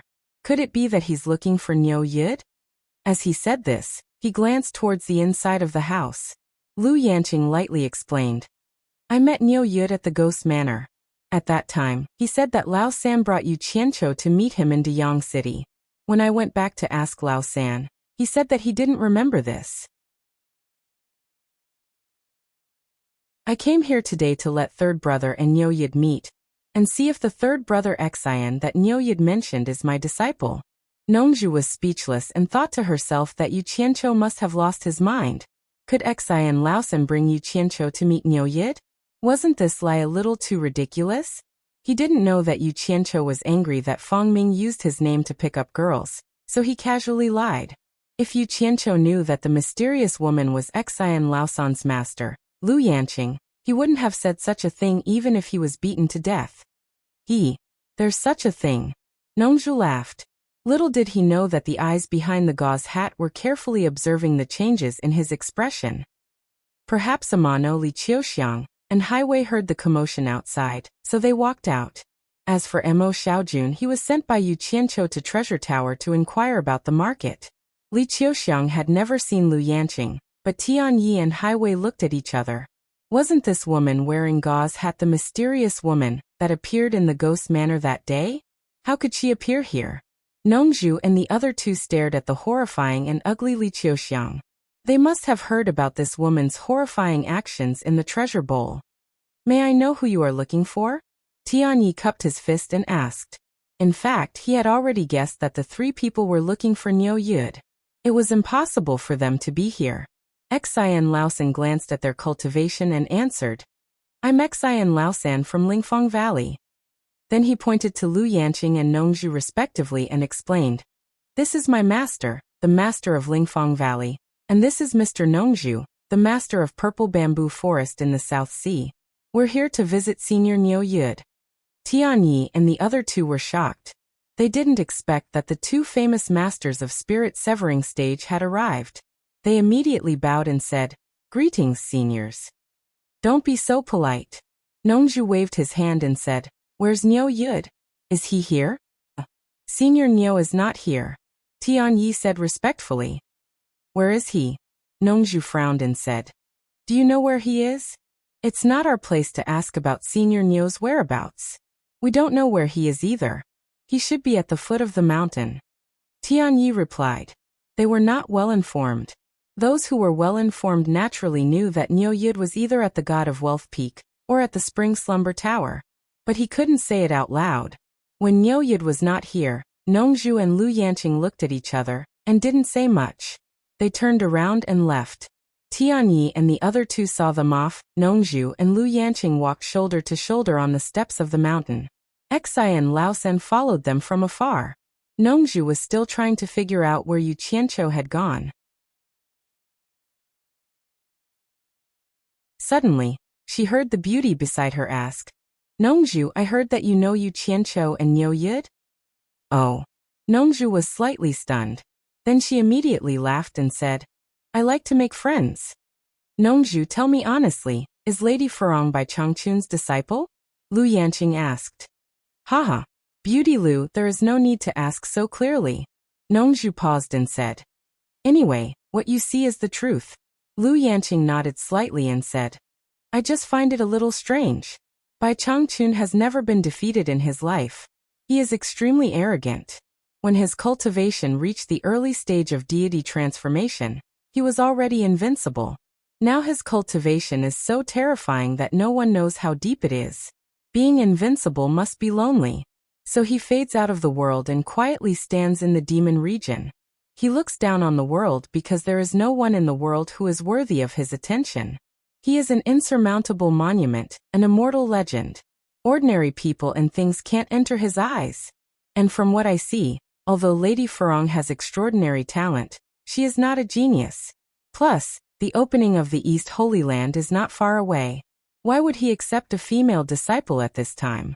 And he even gave her the jade pendant that he always carries with him. It is really unimaginable. You can be his confidant now." Nongzhu laughed and said, "That old guy always has a cold face. Who knows what he is thinking?" "Don't you know?" Lu Yanqing asked in a strange tone. "Look at what you are saying. I am not a roundworm in his stomach. I really don't know." Nongzhu denied on the spot. Even in front of the world's most beautiful woman, she could still lie without batting an eyelid. She was indeed a veteran among flowers. "Nongzhu." Lu Yanqing suddenly stopped and asked in a voice transmission. "But as far as I know, Furong is Yu Qianqiu's woman. Bai Changchun would not accept someone else's woman as his disciple.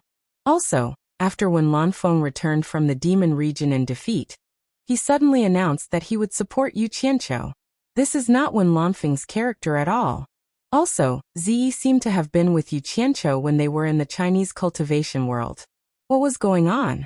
Don't tell me that Yu Qianqiu has nothing to do with Bai Changchun." Nongzhu also stopped and said in a surprised voice, "Lu Yanqing, what do you want to say? Why can't I understand what you mean? You don't think that Yu Qianqiu has something to do with Bai Changchun, do you? What do you think?" Lu Yanqing said indifferently, "With Furong's condition, Bai Changchun will not like her. If you ask me, it is Yu Qianqiu who is difficult to see through. Bai Changchun is more likely to like him. Do you think that Bai Changchun loves me because of my dog?" "Nonsense, your imagination is really rich." Nongzhu shrugged disapprovingly. Seeing that he still did not admit it, Lu Yanqing did not bother to explain, and continued to walk along the steps of the mountainside.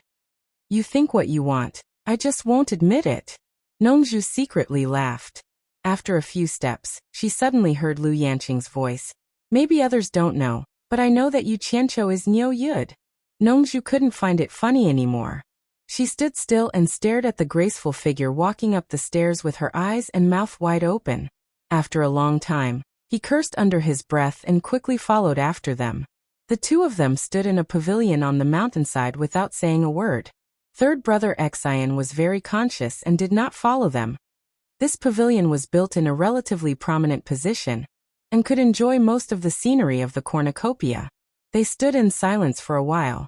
Nongju sighed softly and said, "Humans. There is no need to say it out loud. It is so boring. I just want to confirm it. If I really want to say it, you and I will not stand here," Lu Yanqing said lightly. "Hey, what's going on?" Nongju looked down the mountain and felt strange. Lu Yanqing glanced at the crowded place and said, "Don't you know? That is the position of the treasure tower. They all want to reserve the limit-breaking pill made by Niu Yud. Sigh. Niu Yud's elixir and Yin Baikong's tricks. What are they trying to do? I mean that position." Nongju pointed to another place where many people were lingering. This time, Lu Yanqing said sarcastically, "That is the Spring Slumber building where Niu Yud and Yin Baikong worked together to write a poem. These two are really good partners. They work together to write poems and sell pills." Nongju laughed and thought to herself, "This Yu Qianqiu is really not a good person. But I think he is going to make a fortune this time. I don't know if Wen Lanfeng went to join in the fun.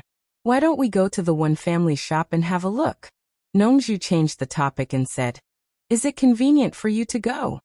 "Why would it be inconvenient for me? You are just thinking too much. I came here to see him." Lu Yanqing turned to third brother Xian and said, "You go back first.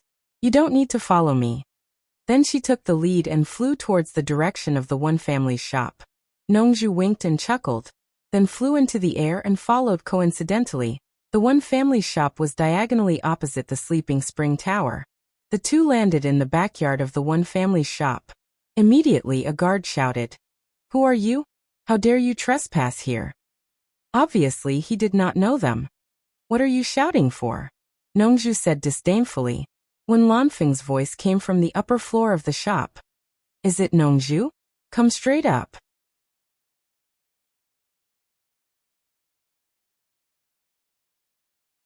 Chapter 619.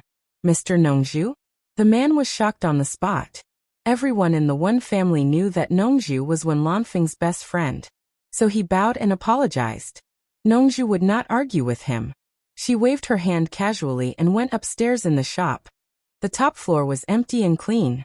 The diamond-shaped wooden lattice window was half open, and a guqin was placed beside the window. Wen Lanfeng stood by the desk with his eyes closed and hands behind his back. He seemed to be listening to something. Nongju rushed over and was very curious when she saw this scene. "Who else did you bring?" Wen Lanfeng asked with his eyes closed. He could tell that someone was going upstairs. Nongju walked to him and said with a smile, "You'll know when you look back." Wen Lanfeng slowly opened his eyes and looked over. He was stunned, and the expression on his face became complicated. He turned around and said with a wry smile, "Why are you here?" "I heard that you came to Cornucopia, so I came to have a look," Lu Yanqing said. "Haha." Nongju looked at the guqin on the desk and was overjoyed. Lu Yanqing looked at the guqin and was speechless. Wen Lanfeng's old face suddenly became angry. He stared at Nongju and shouted, "What are you laughing at?" Anyone who knew something about the past between Wen Lanfeng and Lu Yanqing knew that Wen Lanfeng really tried his best to pursue Lu Yanqing. Knowing that Lu Yanqing liked music, he immediately studied hard and practiced hard, turning from an ignorant person to a person of this path. The reason why Nongju and Wen Lanfeng could become friends was that Wen Lanfeng admired Nongju's good flute, so he came to the South Sea Purple Bamboo Forest for advice. Nothing. Nongju waved her hand and asked curiously, "Are you practicing the guqin here?" Wen Lanfeng gritted his teeth, but Lu Yanqing was there. He still wanted to maintain his demeanor, so it was not convenient to argue with Nongju. He calmed down a little, walked to the window, pointed to the direction of the Spring Slumber House diagonally opposite, and said, "Listen carefully to the song coming from there." Nongju and Lu Yanqing both walked over. At first they only heard the noise of the street. Then they held their breath and immediately distinguished the lingering and sad tune mixed in the noise. Upon hearing this, the two of them were immediately engrossed in it. The three of them stood quietly in front of the window, savoring the faint sadness in the song. After a long time, Lu Yanqing let out a sigh of relief and murmured, "Don't mention the past anymore. Life is full of ups and downs. Even if the memories can't be erased, love and hate are still in my heart. If you really want to cut off the past and let tomorrow continue, don't bother asking for my news anymore. When Lan Feng, who was silently looking at her, murmured, "Love is a difficult problem. It dazzles people. Perhaps it is possible to forget the pain, but it is not easy to forget you. You never really left me. You will always be in my heart. I still love you. I can't do anything about myself." Nongju answered with a sense of loss, "Because I still have a dream, and you are still in my heart. I am always easily moved by the past, and my heart always aches for you. Don't linger on my unintentional tenderness in the years. Don't ask me if we'll meet again. Don't care if my words are insincere." What a sad song. Lu Yanqing shook her head and sighed. She continued the lyrics that Nongju had not finished reading. "Why don't you understand? As long as there is love, there will be pain. One day you will know that life will not be different without me. Life is too rushed. I am so afraid that my eyes are always hazy with tears. Forget me and there will be no pain. Leave the past in the wind." The three of them stood in front of the window, each thinking. Lu Yanqing, who was the first to wake up, stared at the direction of the song outside the window and asked, "Isn't that the Sleeping Spring building? Is it the girl in the brothel who is playing and singing?" She was quite curious. Was there such a talented girl in the brothel? "I sent someone to check. It is indeed a girl in the brothel." When Lan Feng shook his head and smiled bitterly. "But this song was composed by Yu Qianqiu. According to the girl in the brothel, it was Yu Qianqiu who wrote it for her." "Is it Yu Qianqiu again?" Lu Yanqing nodded slightly and said, "No wonder. It is estimated that only Yu Qianqiu can make such a wonderful song. It seems that Yu Qianqiu has also been trapped by love. If he did not empathize, how could he make such an unforgettable song?" "Yu Qianqiu? Did he make it? Is it true? Do you believe it?" Nongju's face was full of disbelief. To be honest, he had long heard of such a thing, but he had never believed it. Based on his understanding of Yu Qianqiu, what overflowing talent! That was simply nonsense. Yu Qianqiu probably plagiarized it from somewhere.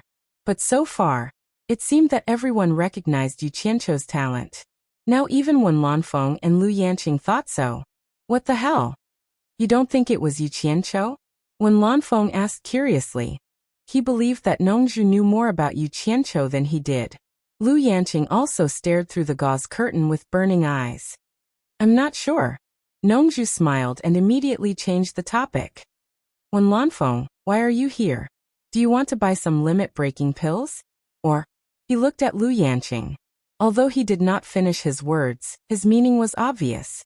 When Lan Feng was slightly annoyed. "I didn't know Yanqing would come. I just wanted to see who Niu Yud is." Lu Yanqing was a little surprised. Didn't he know that Niu Yud was Yu Qianqiu? "Oh, did you see it?" Nongju laughed. When Lan Feng stared out of the window at the spring slumber house diagonally opposite. He snorted and said, "I have no interest in seeing him now. How powerful can a person who hangs out in a brothel every day be?" "What is he doing in a brothel?" Nongju was surprised. "What else can he do? Everyone knows about this. Don't you know?" When Lan Feng snorted and said, "Niu Yud now lives in the spring slumber house. It is said that the madam of the spring slumber house has become his exclusive woman. Many people have seen the two of them fooling around every day." Nongju's face instantly darkened. Before he came here, he heard that Niu Yud and Yin Baikong joined hands to write poems in the brothel. He did not think it was a big deal. As for what happened after that, he had been rushing with the two girls, so he really did not know. "I came here with Ziyi and Furong from thousands of miles away, but he is hiding in a brothel and fooling around." Nongju sneered with a gloomy face and said, "He is really a shameless guy." Lu Yanqing's eyebrows under the gauze hat were tightly knitted together. "Is there any misunderstanding? I have seen him in the ghost village. He is poetic and has seen through the world. He doesn't look like the kind of person who messes around. I think it's better to clarify the matter before making a conclusion." Hearing this, Nongju's face finally looked a little better. Unexpectedly, when Lan Feng was stunned and said, "Poetic and heroic? Sleeping in spring without knowing the dawn, birds chirping everywhere, wind and rain at night. Who knows how many flowers have fallen? Yanqing, do you think a person who can write such a lewd poem for a brothel is poetic and heroic? Lu Yanqing's face turned red when she heard this. Fortunately, the gauze hat blocked the change of expression on her face. Then she fell silent and did not say anything. Nongju's face that had just calmed down turned black again. She snorted and said, I was wondering why I couldn't find him. It turns out that he is hiding in a brothel. I have to pay him a visit. In the backyard of the spring slumber house, Yu Qianqiu moved a chair and sat by the small lotus pond. Listening to the song of the Enchantress of 100 Charms in the front hall, he felt a toothache. No matter how he sat, it was not comfortable. From the first time she sang, he guessed that she was looking for him. Later, he got confirmation from Yanyu that she was really looking for Yu Qianqiu. Mo Xiaojun hurriedly turned from the back door of the front hall and approached to salute. Sir, how are the reservations for the limit-breaking pills? Yu Qianqiu turned his head and asked. He originally wanted to go to the treasure house to check it himself. However, his current status was very high. Wherever he went, he would cause a commotion. It was really not convenient for him to go to a crowded place. The World Chamber of Commerce first took out 10 limit-breaking pills for everyone to test on the spot. When the reservations were officially started, 5,000 limit-breaking pills were sold out in less than a quarter of an hour. Derong Nation's Ice Palace and East Righteous Nation's Cloud Palace had the most reservations. They each got 100 pills. The other 300 or so factions divided the remaining 4,000 or so. It wasn't too much, but they didn't get much. As for the others, they didn't even get a chance to order before they were all snatched up by the major forces, Mo Xiaojun said. Earlier in the treasure tower, he had been very arrogant. While everyone else was squeezing around in the hall, because Niu Yud had informed the World Chamber of Commerce in advance, he had entered through the back door and wandered around the counter selling items. Without Bing Qingzi and Hu Changshou's support, Baikong wouldn't have the confidence to make a fortune. It's reasonable to give them some benefits, Yu Qianqiu said as he stretched out his hand. Mo Xiaojun immediately handed him a jade archive. The treasure house was the largest trading place in the treasure bowl. Many of the buyers and sellers didn't want to show their faces in public, so they used the treasure house to publicize their transactions. Regardless of whether they were buying or selling an item, the price would be clearly marked at the treasure house and a sign would be hung. Of course, the treasure house wouldn't work for nothing. They would take 10% of the transaction as commission. The Jade Archive Mo Xiaojun gave him recorded the day's listed transaction information. Yu Qianqiu requested that he send over the updated listing information every day. 7-star blood orchid? Yu Qianqiu muttered as he injected his consciousness into the archive. He skimmed through the Jade Archive and was suddenly attracted by the familiar words. He discovered that someone was buying the 7-star blood orchid in large quantities. The price was 20 million high-grade spirit stones per plant. It was slightly cheaper than the auction price in the Wuxia cultivation world, but not by much. Buying in large quantities? Yu Qianqiu frowned. He was very familiar with the 7-star blood orchid. There were quite a few of them in Utopia. As far as he knew, the blood fruit of the 7-star blood orchid was a good item that could help a cultivator break through to the nascent soul stage. In other words, it could help a core formation cultivator break through to the nascent soul stage. But now the 7 treasures pill was being sold cheaply. Each pill was only 2 million high-grade spirit stones. Who would actually spend 10 times the price to buy the 7-star blood orchid? Could it be that someone had a large number of Adumbra flowers and wanted to buy a large number of blood orchids to refine the 7 orifices exquisite pill? That didn't seem possible, did it? Yu Qianqiu's gaze was uncertain. Could it be that the 7-star blood orchid had some other miraculous effects that he didn't know about?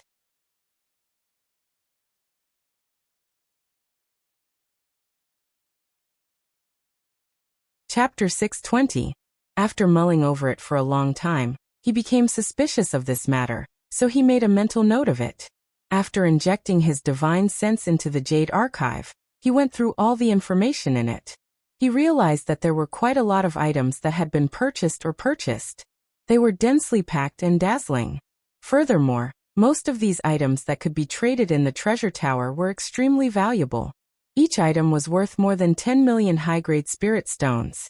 Yu Qianqiu sighed to himself. With so many items, even if he could sell half of them, the world commerce would still make a fortune just by taking a 10% commission. As he was sighing, a figure landed in the courtyard. Mo Xiaojun, who was standing beside him, bowed and greeted, "Senior Xikong." Xikong Ju smiled and nodded. He cupped his fists at Yu Qianqiu and greeted, "Senior Niu." Yu Qianqiu glanced at him, then waved Mo Xiaojun away before standing up and asking, "What is it?" "My master invites Senior up to the summit for a chat." Xikong Ju smiled. His attitude was extremely respectful. The explosive orders for the limit-breaking pills made everyone in the world commerce feel invigorated. Oh my! Before the items were even sold, they had already received a deposit of 5 billion. It would be strange if they weren't excited. Everyone believed that after this auction, there would be plenty of rewards for everyone. Yu Qianqiu smiled. He guessed that after Yin Baikong received the deposit, he would rush to deliver the money to him and urge for the goods. Without further ado, he threw out his flying sword and flew towards the god of wealth peak. Xikong Ju looked around and couldn't help but smile bitterly. This was the first time in his life that he came to a brothel so diligently. It couldn't be helped. Who asked this great god to like this place? At the summit of the god of wealth peak, Yin Baikong smiled widely and cupped his fists in greeting. Yu Qianqiu landed on the ground and sheathed his sword. He smiled and said, "Congratulations, Brother Yin. I'm sure you've earned quite a lot this time." "Brother Niu is too kind. In the end, it's all thanks to you." Yin Baikong took out 6 bulging storage pouches as if he was performing a magic trick and handed them over. "Here are 6 billion. Please purchase another 5,000 limit-breaking pills. I'll have to trouble Brother Niu to make another trip to the upper realm." Yu Qianqiu did not stand on ceremony.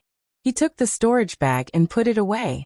Previously, when the World Commerce Chamber of Commerce announced the price of the limit-breaking pill at 2 million per pill, Yin Baikong was probably afraid that Niu Yud would be unhappy to see him earn too much.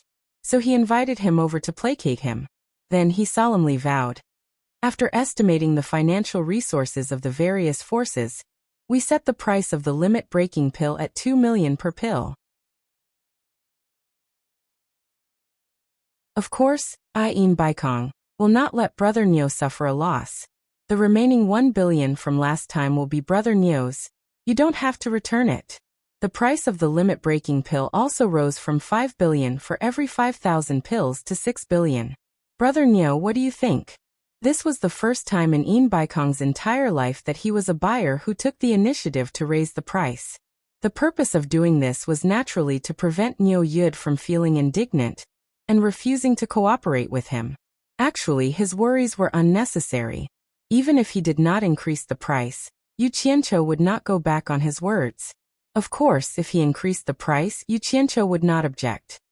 "The last time I went back, I had already pre-ordered a lot of goods. If I have enough money, I believe I can bring back a lot in one go."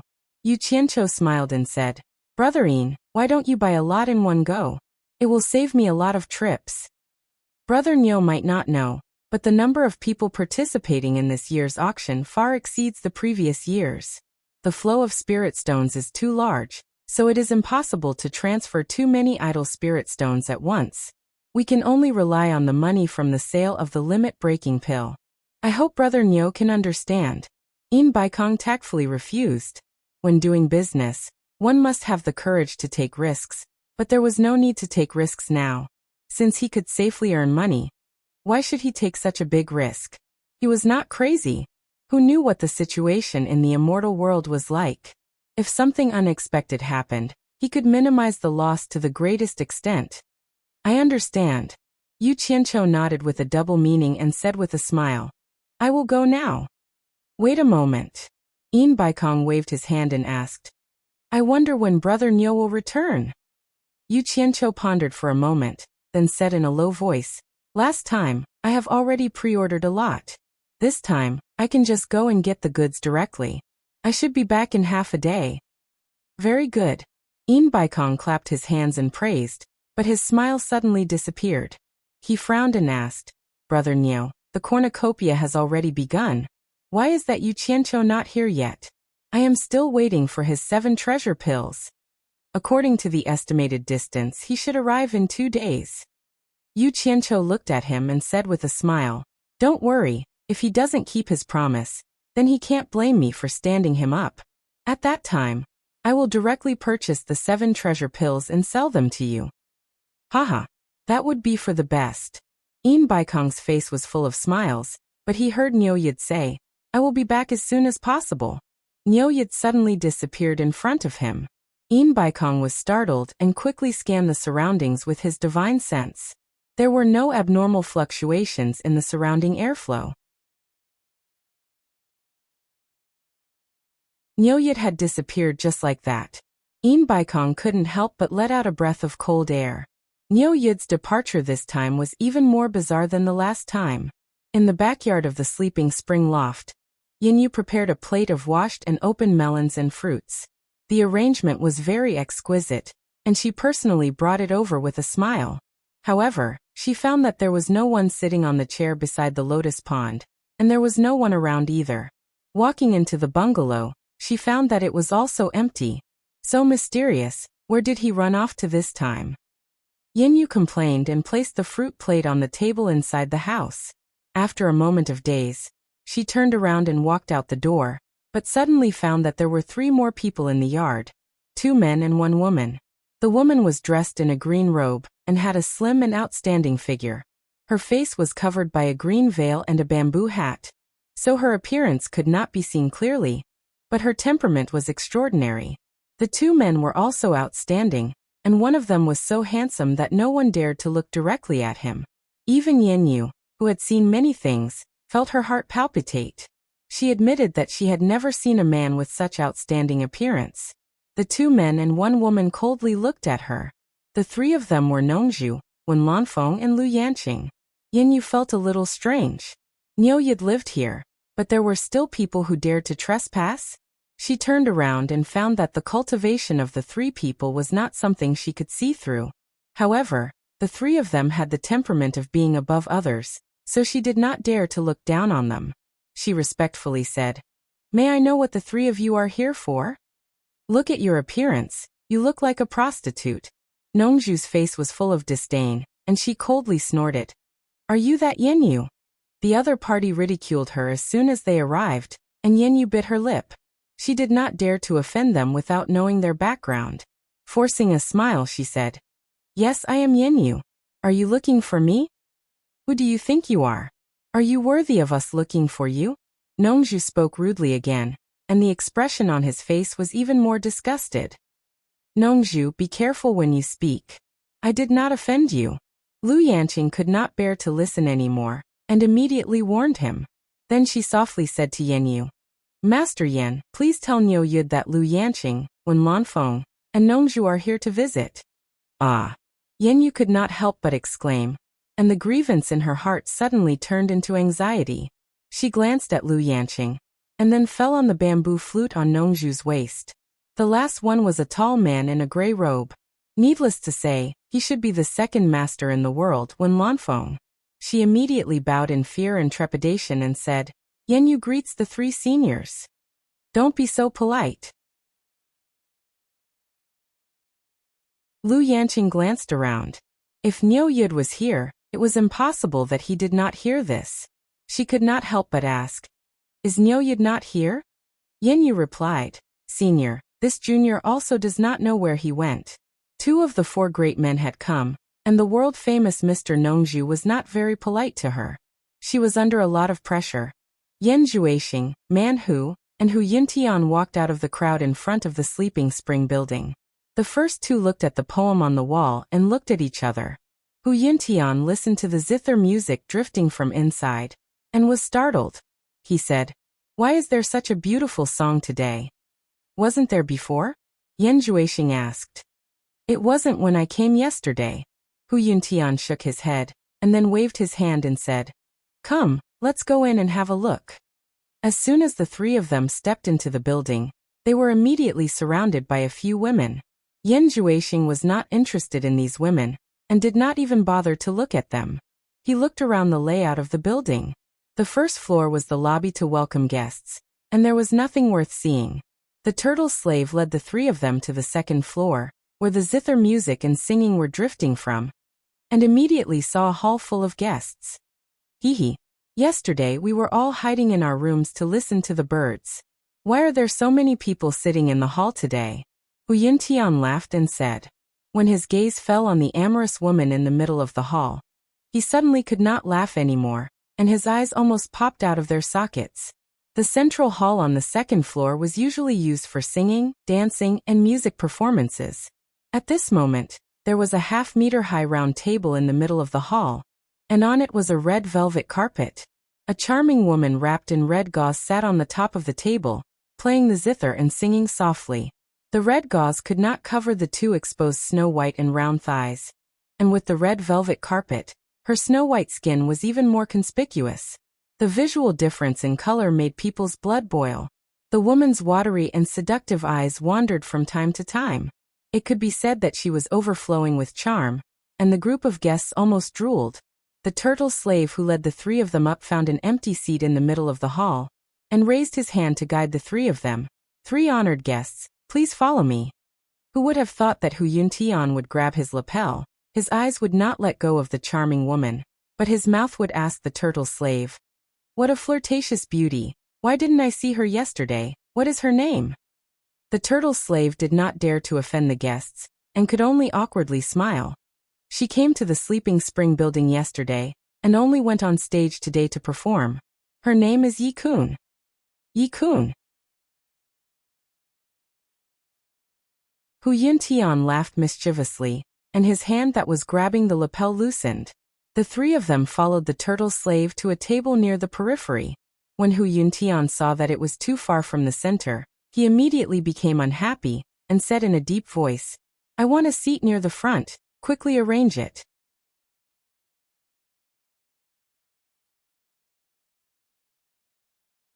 Chapter 621. Yan Juexing and Man Who glanced at each other. It seemed that this Hu Yuntian relied on his father's support to do similar things. He did it quite quickly.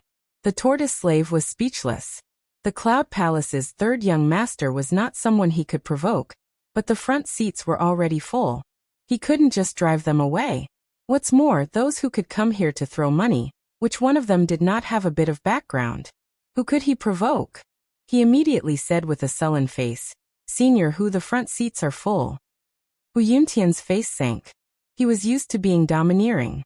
The number of people who dared to provoke him could be counted on one hand.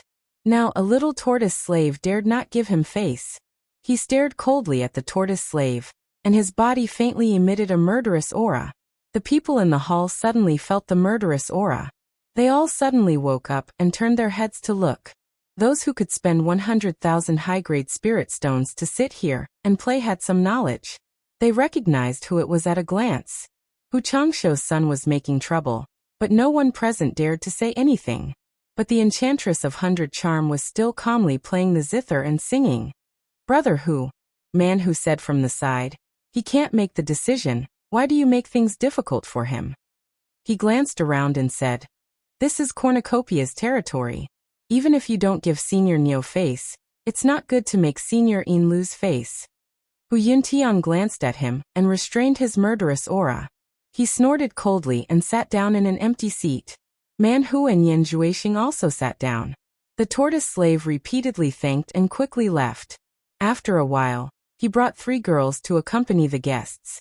The food and wine on the table were all served. Although the 3 girls flattered, the 3 guests did not seem to have much interest in them. Their eyes were focused on the enchantress of 100 Charm, who was playing the zither and singing in the center of the hall. In fact, it was not only this table. The girls accompanying the guests at the other tables were also treated coldly. The enchantress of 100 Charm undoubtedly became the top courtesan at the scene, stealing the limelight of the girls from the spring slumber brothel. Even Man Hu, who was not very interested in women, could not help but secretly praise this woman's charm. Her temptation to men was too great. He turned his head to look at Yan Juexing, only to find that his eyes were flickering as he stared at the singer. as if he was thinking about something. He couldn't help but secretly transmit his voice. What's wrong? Yan Juexing replied. I've seen this woman before in the 100 Flowers Valley. She's the former palace master of the Enchantment Palace. Her name is 100 Charm Enchantress. Yikun seems to be her real name. Barbarian Tiger was flabbergasted. The current sect master of Pink Sect.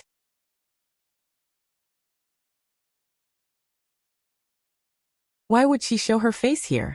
Is she tired of living? I don't know. I don't think many people here know her. Yan Juexing squinted his eyes and said, but there are rumors that she is Yu Qianzhou's mistress. Man Hu slightly nodded his head. He glanced at Hu Yuntian and continued to transmit his voice. I'm afraid this guy doesn't have any good intentions in bringing us here. His previous actions might have been intentional. Although I managed to persuade him, he might take the opportunity to cause trouble later. Yan Juexing asked with some confusion. Isn't he afraid of breaking the rules of cornucopia by making trouble here? Besides, this place is related to Niu Yud. Would he dare to offend Niu Yud? Rules are set by people.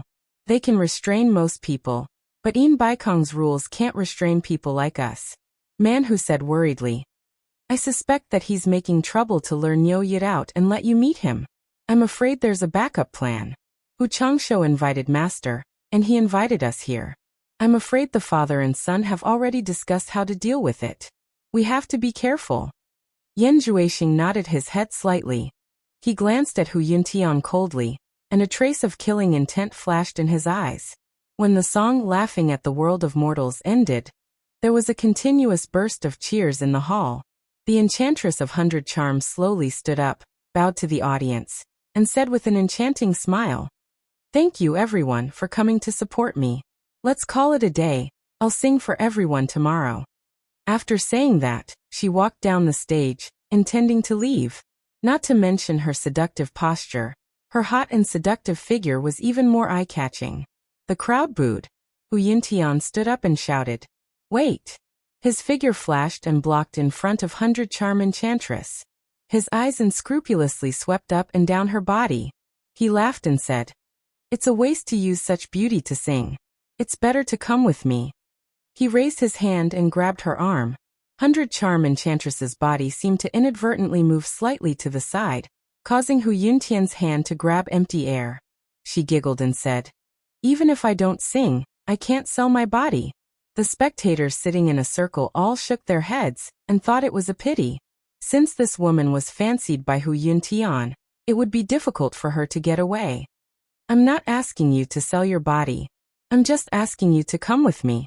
Hu Yuntian reached out to touch her face. 100 Charm Enchantress giggled and avoided it. She asked, Why should I go with you? Hu Yuntian laughed and said, As long as you come with me, I can guarantee that you'll never be able to enjoy yourself for the rest of your life. You won't have to sing anymore. That won't do. I don't want to be someone's mistress. I prefer to earn my own living.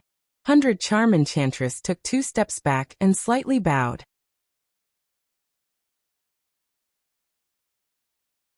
She didn't want to argue with him anymore. Her figure flashed, and she appeared outside the circle, walking toward a long corridor. That's not up to you. Hu Yuntian's face darkened. He teleported again and stopped her. He sneered and said, Today, you'll have to go with me whether you want to or not. I advise you to be sensible. Don't make me use force on a delicate beauty like you. Could it be that honored guest doesn't know that this is Master Yan's Spring Slumber Tower? 100 Charm Enchantress reminded him with a smile.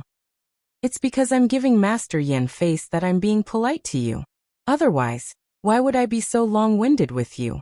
Hu Yuntian said in a deep voice, I'll give you one last chance. Just obediently come with me. Don't force me to make a move. Honored guest, you're making things difficult for me. I only sell my skills, not my body. Goodbye. 100 Charm Enchantress wore a faint smile on her face and walked past him. You still want to leave now? Hu Yuntian coldly snorted. He quickly grabbed the other party's half-naked shoulder with one hand. In the end, he found that he grabbed nothing. The person in front of him was actually an illusion. The person in front of him was already several meters away. They started to make a move. The group of people clicked their tongues. They thought that there was going to be a good show to watch. They didn't know if the person behind the spring slumber tower would appear. Yan Juexing and Man Hu looked at each other and revealed an expression as if they had expected it. This guy really wanted to cause trouble. Hu Yintian made a sound of surprise. His cultivation level was obviously higher than the other parties. He didn't expect that he would fail. He teleported again and stretched out his hand to grab. In the end, he found that he still grabbed nothing. It was still an illusion. This time, he was a little angry. His figure flashed again and again as he chased after the other party's figures. Pung pung sounds continued. Holes appeared on both sides of the wall. In the end, he found that the other party's figures were getting more and more. The illusions almost filled half the corridor. It was hard to tell which one was real and which one was fake. The onlookers were in an uproar. They didn't expect that a girl who sang in the Spring Slumber Tower would have such a brilliant body technique. In the backyard of the Spring Slumber Tower, Lu Yanqing and Yen Yu were chatting. The two girls would laugh from time to time. When Lan Feng stood aside and seemed to be eavesdropping on the conversation between the two girls. From time to time, a smile appeared on his face. It seemed that he enjoyed this feeling. Nongzhu, on the other hand, was wandering around the yard with her hands behind her back. Her expression was not very good. The sudden sound of fighting in the Spring Slumber Tower startled the four of them. They all looked back at the same time. At this moment, a pimp quickly ran in. He glanced at the other three and then hurriedly reported to Yen Yu. "Boss, Hu Yintian from the Cloud Palace has taken a fancy to Miss Yi Kun. He wants to take her away." However, Miss Yi insisted on selling her skills and not her body. As a result, she angered Hu Yintian. The two of them have already started fighting. "Boss, go and have a look. Hu Changsho's son is really becoming more and more promising. He actually came to the brothel to steal someone." Nongzhu sneered. "Yi Kun?" Lu Yanqing turned around and asked Yen Yu. "Is she the one who sings in the Spring Slumber Tower?" "Yes." Yen Yu bowed to them and said, "Seniors, please wait a moment. I'll go and have a look." "I'll go with you," Lu Yanqing said. She already had a good impression of Yi Kun when she heard that she insisted on selling her skills, and not her body. In addition, she was good at playing the zither. She wanted to get to know her. Yen Yu was happy to hear that. With Lu Yanqing accompanying her, there was really no need to be afraid of the people from the Cloud Palace. "Let me go," when Lan Feng said. He frowned and said, "That kind of place is not suitable for you. I'll go and have a look." Although he did not want to go to a place like the Spring Slumber Tower, he was even more unwilling to let Lu Yanqing go. As soon as he finished speaking, he disappeared in place. Hu Yintian tried to catch her, but he found that he could not catch her. Under the watchful eyes of the crowd, he became angry out of shame. It was true that he liked women, but he was not the kind of person who was blinded by lust. The reason why he did this, as Man Hu expected, was to lure Niu Yid out to see Yan Juexing. With his identity, a woman was a small matter, but losing the face of the Cloud Palace was a big matter.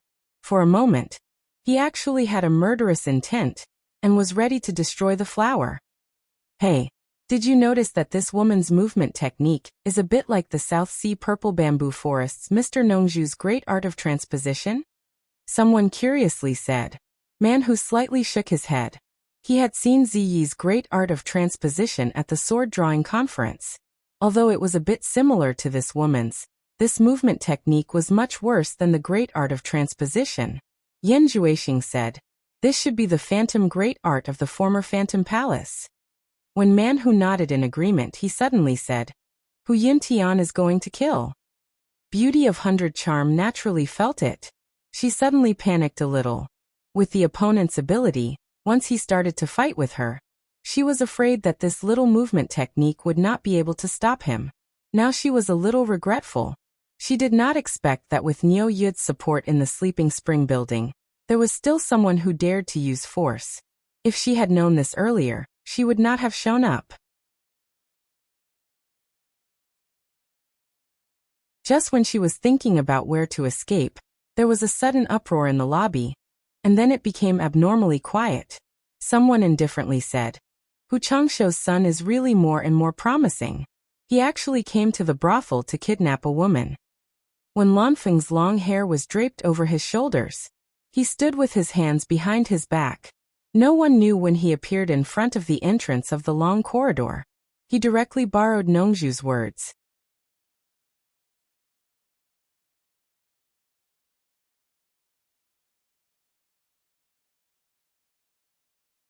Chapter 622. Temptress was overjoyed when she saw this person. Could this person be Niu Yit? Hu Yintian immediately stopped when he saw this person. His expression was really complicated. How did he attract this great god? He quickly walked over and saluted. Junior Hu Yintian greets Senior One. He had no choice but to admit defeat. This person could even deal with his father, so dealing with him was a piece of cake. At this time, Yinyu also quickly rushed over and cupped her hands to Wen Lanfeng. Senior One. Wen Lanfeng ignored Hu Yintian and slightly nodded to Yinyu. Yinyu quickly walked over to Temptress and looked her up and down. Are you alright? Temptress shook her head. Fortunately, the Phantom Grand technique passed down from generation to generation in Magic Illusion Palace was still useful. Otherwise, she would have suffered some losses. Yinyu saw that she was fine and hurriedly said, "Quickly thank Senior Wen Lanfeng. He is the world's second strongest Wen Lanfeng?" The Enchantress of 100 Charm was startled. She hurriedly bowed and said, "Thank you, Senior One."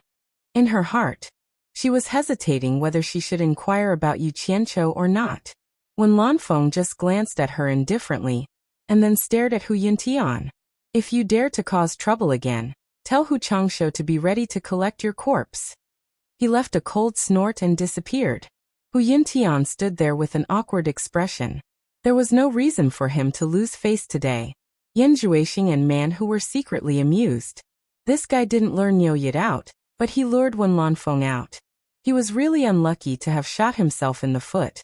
The crowd didn't dare to make a noise until Wen Lanfeng left. They couldn't help but whisper to each other. They looked at Yinyu with eyes full of awe. Looking at what happened just now, it was obvious that Yinyu asked Wen Lanfeng to come forward. Heavens! This woman is really not simple. She can actually ask Wen Lanfeng to stand up for her. In an instant, the Sleeping Spring Mansion's weight in everyone's heart rose to another level. Who would have thought that apart from Niu Yit, there would also be Wen Lanfeng supporting them? Together with Baikong, that would make 3 late-stage soul formation experts. Hu Yuntian's expression darkened as he stared at Yinyu with a venomous gaze. He smiled coldly and said, "Headmaster Yin truly lives up to your reputation. This Hu has learned a lot today. If there is a chance, I will come back to support you." After he said that, he swung his arm and left. Yinyu couldn't help but bitterly smile. No matter how she tried to explain this matter, it was useless. Today the enmity between her and Hu Yintian had been sown. After Hu Yintian left, Yan Zhuixing and Man Hu also stood up and left. Before leaving, Yan Zhuixing took a deep look at Yinyu and memorized her appearance.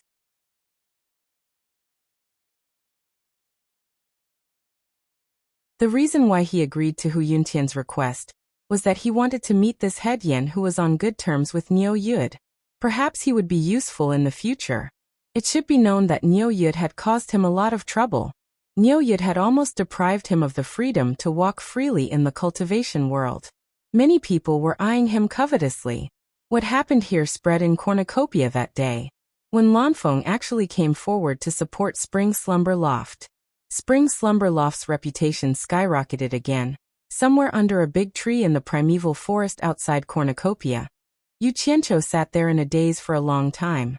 No one knew what he was thinking. It wasn't until he smelled a strong fragrance of meat that he came back to his senses. He pulled away a pile of fire and pulled out a lump of burnt soil from the ground. Breaking open the soil, a white roasted pheasant was revealed. Waving the elegant fragrance in the air, he immediately grabbed the pheasant and wolfed it down. Baikong invited him to go to the Immortal world again. Although he couldn't go to the Immortal world, he still had a way to spend some time to roast a pheasant. Moreover, his skill was exquisite, so any kind of method would do. After fooling around for half a day, he ate and drank to his heart's content. He wiped away the grease at the corner of his mouth, rubbed his stomach and sighed. Life! There's still a long way to go. He patted his buttocks and sighed. On the God of Wealth peak, Baikong welcomed him with a big smile. He cupped his fists and said, "Brother Niu, you're indeed punctual." His worried heart was finally at ease.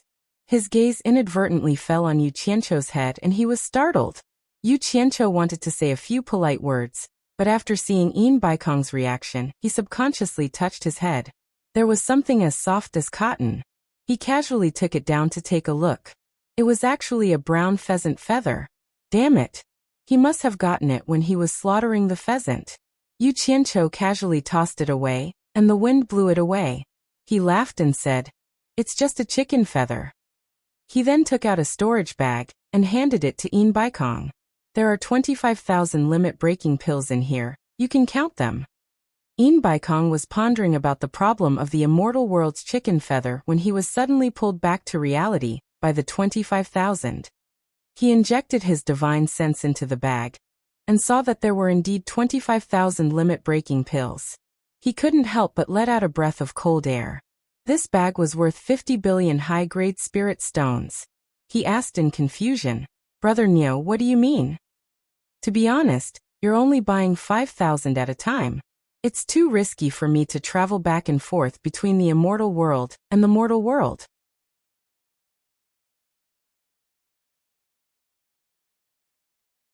Yu Qianqiu pointed at the storage bag in his hand and said, "Of the 25,000, 5,000 were bought by you. As for the remaining 20,000 pills, I used my good reputation to get them on credit. I promised to give them the money within 2 days. Can you sell them all within 2 days?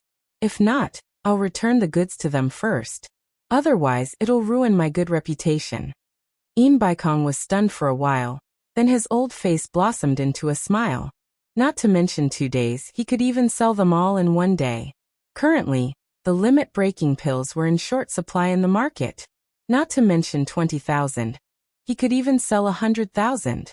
Although none of the 300 countries' powers were richer than his World Commerce Association, it was not a problem for each of them to take out 1 billion to buy the limit-breaking pills.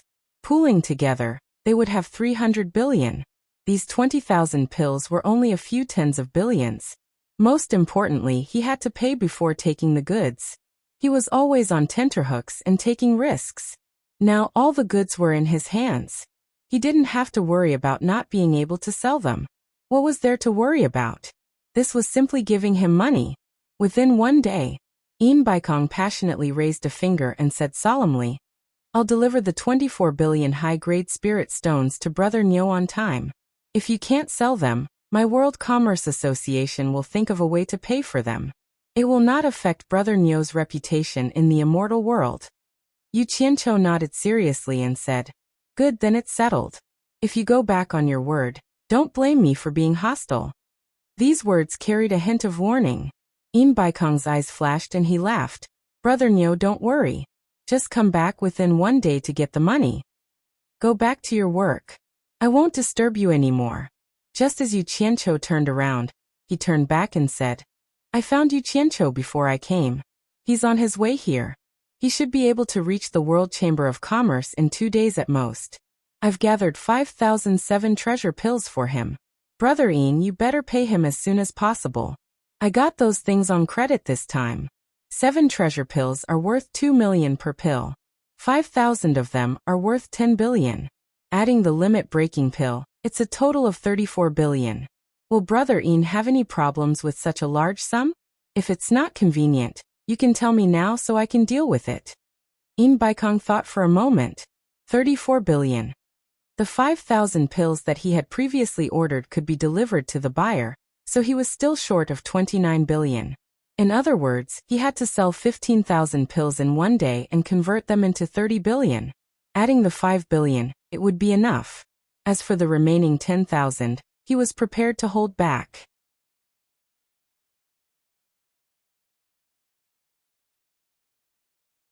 He couldn't put out too much as he had to maintain everyone's desire to buy. Moreover, he had to prepare some for himself. When Niu Yud's next batch of goods arrived, he would hold back a little more. "Brother Niu, don't worry. I won't hold you up." Baikong smiled and promised, "When Yu Qianqiu's 7 treasure pills arrive, I'll hand over the money with him." Go back to your work. Yu Qianqiu nodded in satisfaction and floated down the mountain. Baikong watched him leave and muttered with a cold smile. What credit? Who knows how much these pills are sold for in the immortal world? Then he shook his head disapprovingly. This wasn't something he should worry about. While Niu Yid was earning money, he was also giving him a huge profit. There was nothing to be suspicious about. Everyone was earning. He quickly brought Sikong's ultimate move up the mountain and arranged to sell the pills. As soon as Yu Qianqiu landed in the backyard of the Sleeping Spring loft, he saw Yin Yu and the temptress whispering to each other. He didn't know what they were talking about. When the temptress saw him, she bowed and greeted, Senior Niu. Yu Qianqiu nodded speechlessly. You're back. Yin Yu greeted. She sounded like a wife waiting for her husband's return. She walked over and said, When you weren't here, Senior Wen Lanfeng, Senior Lu Yanqing, and Mr. Nongzhu came to look for you. They came to look for me? Yu Qianqiu asked suspiciously. Why are they looking for me? In his heart, he was guessing if Nongzhu had already revealed his identity. Please don't ruin my plans. They didn't say why they were looking for you. Yen Yu looked at the temptress and said, They helped us solve some problems. Yu Qianqiu followed her gaze and looked at the temptress. He frowned and said, What's wrong? Yin Yu told Yu Qianqiu about how Hu Yintian wanted to steal the 100 Charms beauty. Yu Qianqiu sneered as he listened. His eyes flashed with killing intent as he said, Hu Changshuo's son, Hu Yintian, is quite courageous. It looks like someone is tired of living. He was really angry. Fortunately, he was not there. Otherwise, no matter what Hu Yintian wanted to do, he would kill the guy on the spot, no matter whose son he was. There was no room for negotiation in the heart of Yu Qianqiu, so he didn't have so many scruples. Although he didn't want to touch the temptress, he would never allow others to touch her unless she was willing. In that case, he would have nothing to say and would even bless her. In the worst case, the temptress was still his master's wife. Someone dared to flirt with his master's wife. How could he swallow this anger? He couldn't vent his anger without killing him. They were all in the cultivation world. It was impossible to survive by talking things out.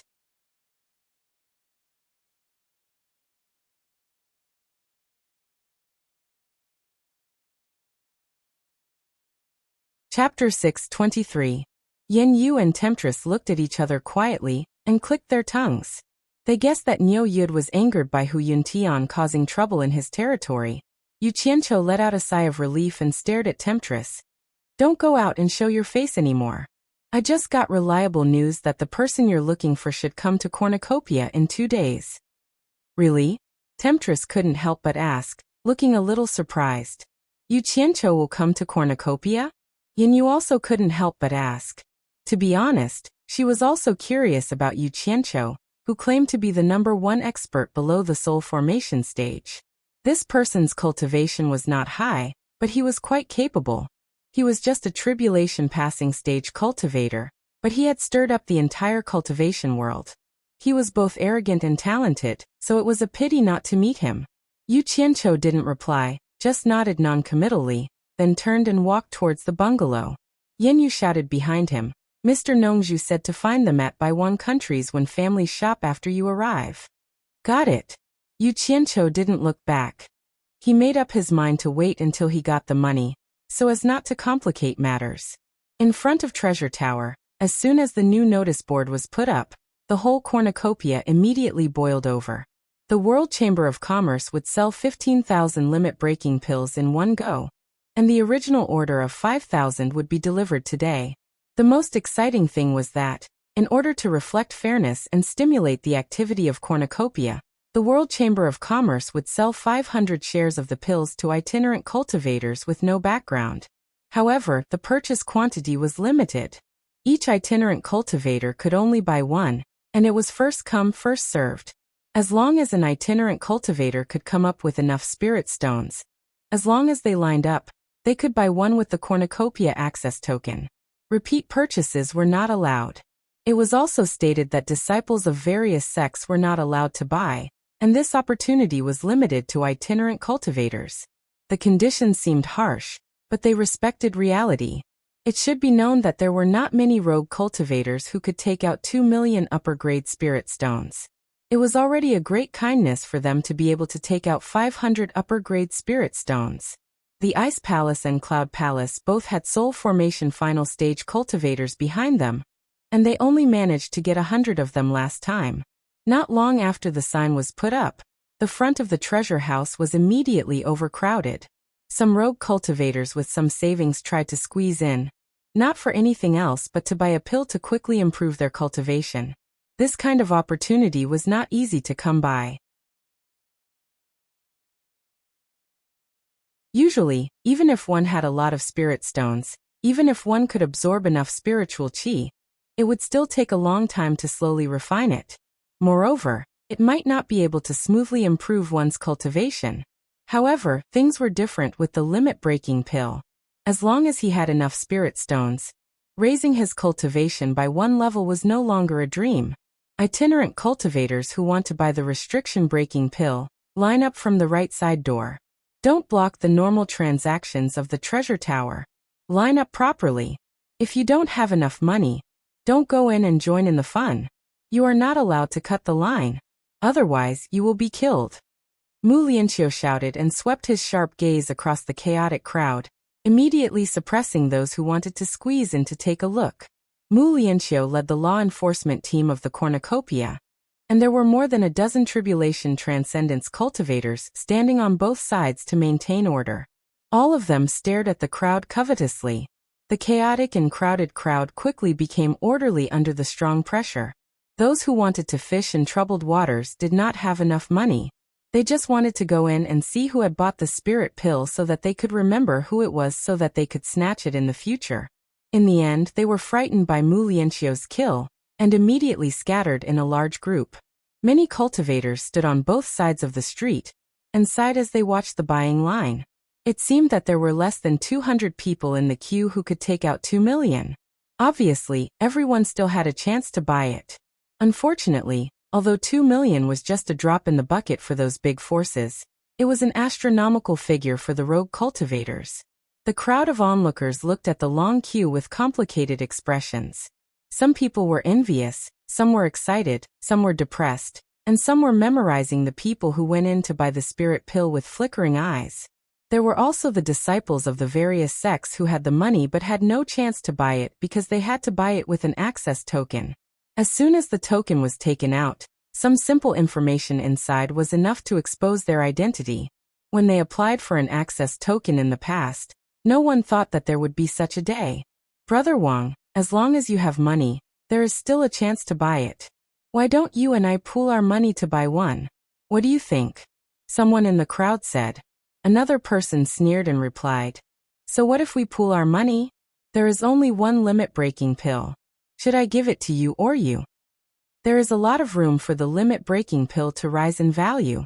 Even if it is not easy to distribute between us, we can make a big profit by selling it, the first person said affirmatively.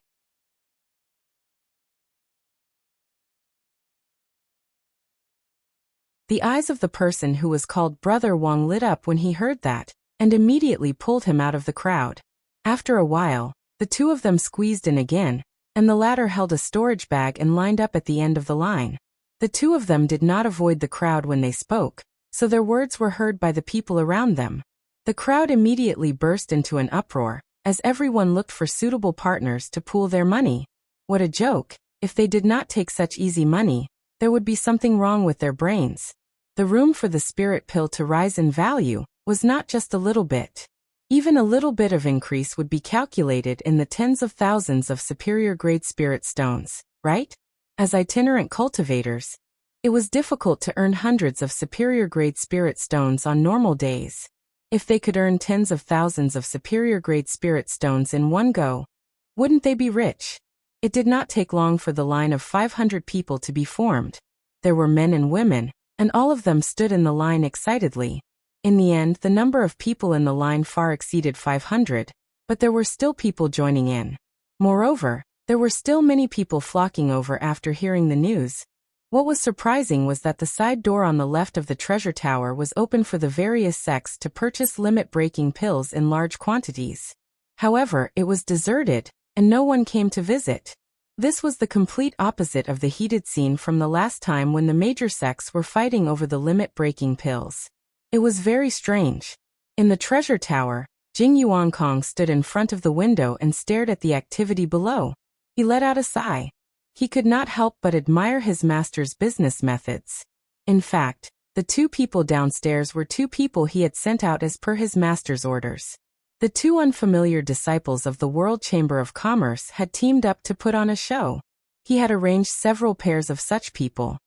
He had previously received a secret report that the World Chamber of Commerce's unbridled accumulation of wealth had made the various lords very dissatisfied. Therefore, the various lords had gathered together to conspire, preparing to join forces to pressure Baikong to lower the price of the limit-breaking pills. It was said that even Bing Qingzi and Hu Changshe were moved. After all, everyone wanted to buy enough limit-breaking pills. Although the price of the limit-breaking pills far exceeded 2 million per pill, they could not resist buying them in large quantities. That was a very large sum. When Jing Yuankong, who was in charge of the Cornucopia Guild, received the news, he was shocked and immediately went to God of Wealth Peak to report the situation to his master.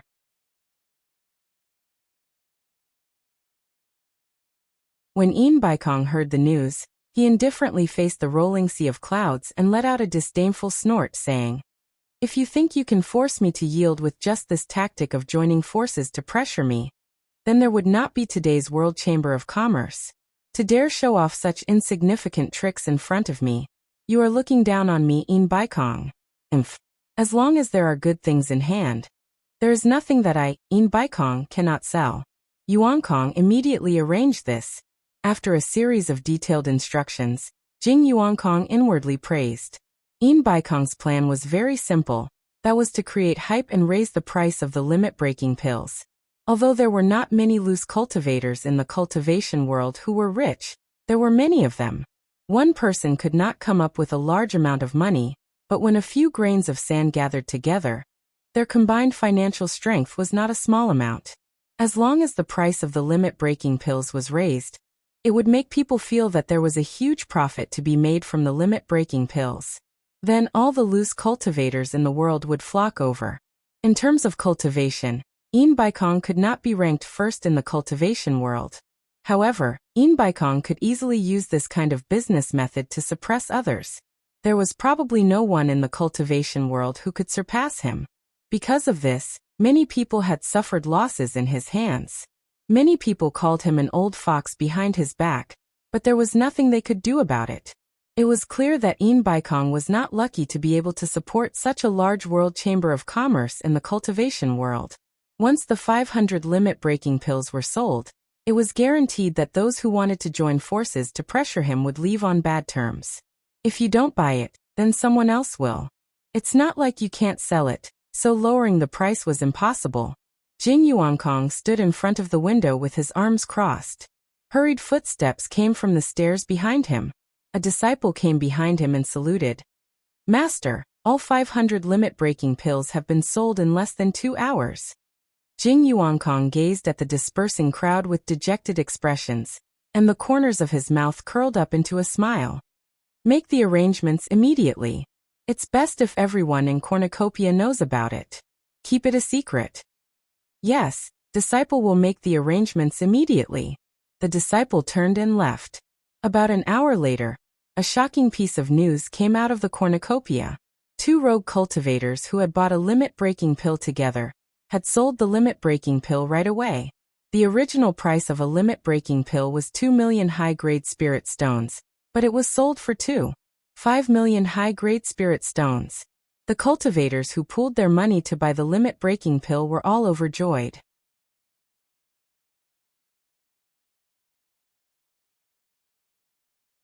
They had earned 500,000 high-grade spirit stones in a short time. To them, that was money that they had to spend many years to earn. Just as the rogue cultivators who bought the limit-breaking pill were in high spirits, another piece of news came that made them ecstatic. 2 rogue cultivators rented a stall to sell the limit-breaking pill. The price was 3 million high-grade spirit stones, but it was sold in less than an hour. This was not an unfounded rumor. Many people saw it with their own eyes. "Oh my God! The price had risen by another 500,000 high-grade spirit stones. Just when the itinerant cultivators were overjoyed, they heard that another limit-breaking pill had been sold for 3 million high-grade spirit stones. This was the third limit-breaking pill that had been sold at such a high price. The rogue cultivators who pooled their money but failed to buy the limit-breaking pill were so frustrated that they almost vomited blood. You're tuning in to the Li Mei's Wuxia Whispers YouTube channel. We're so grateful for your support, and don't forget to subscribe to join us on this incredible journey through captivating stories.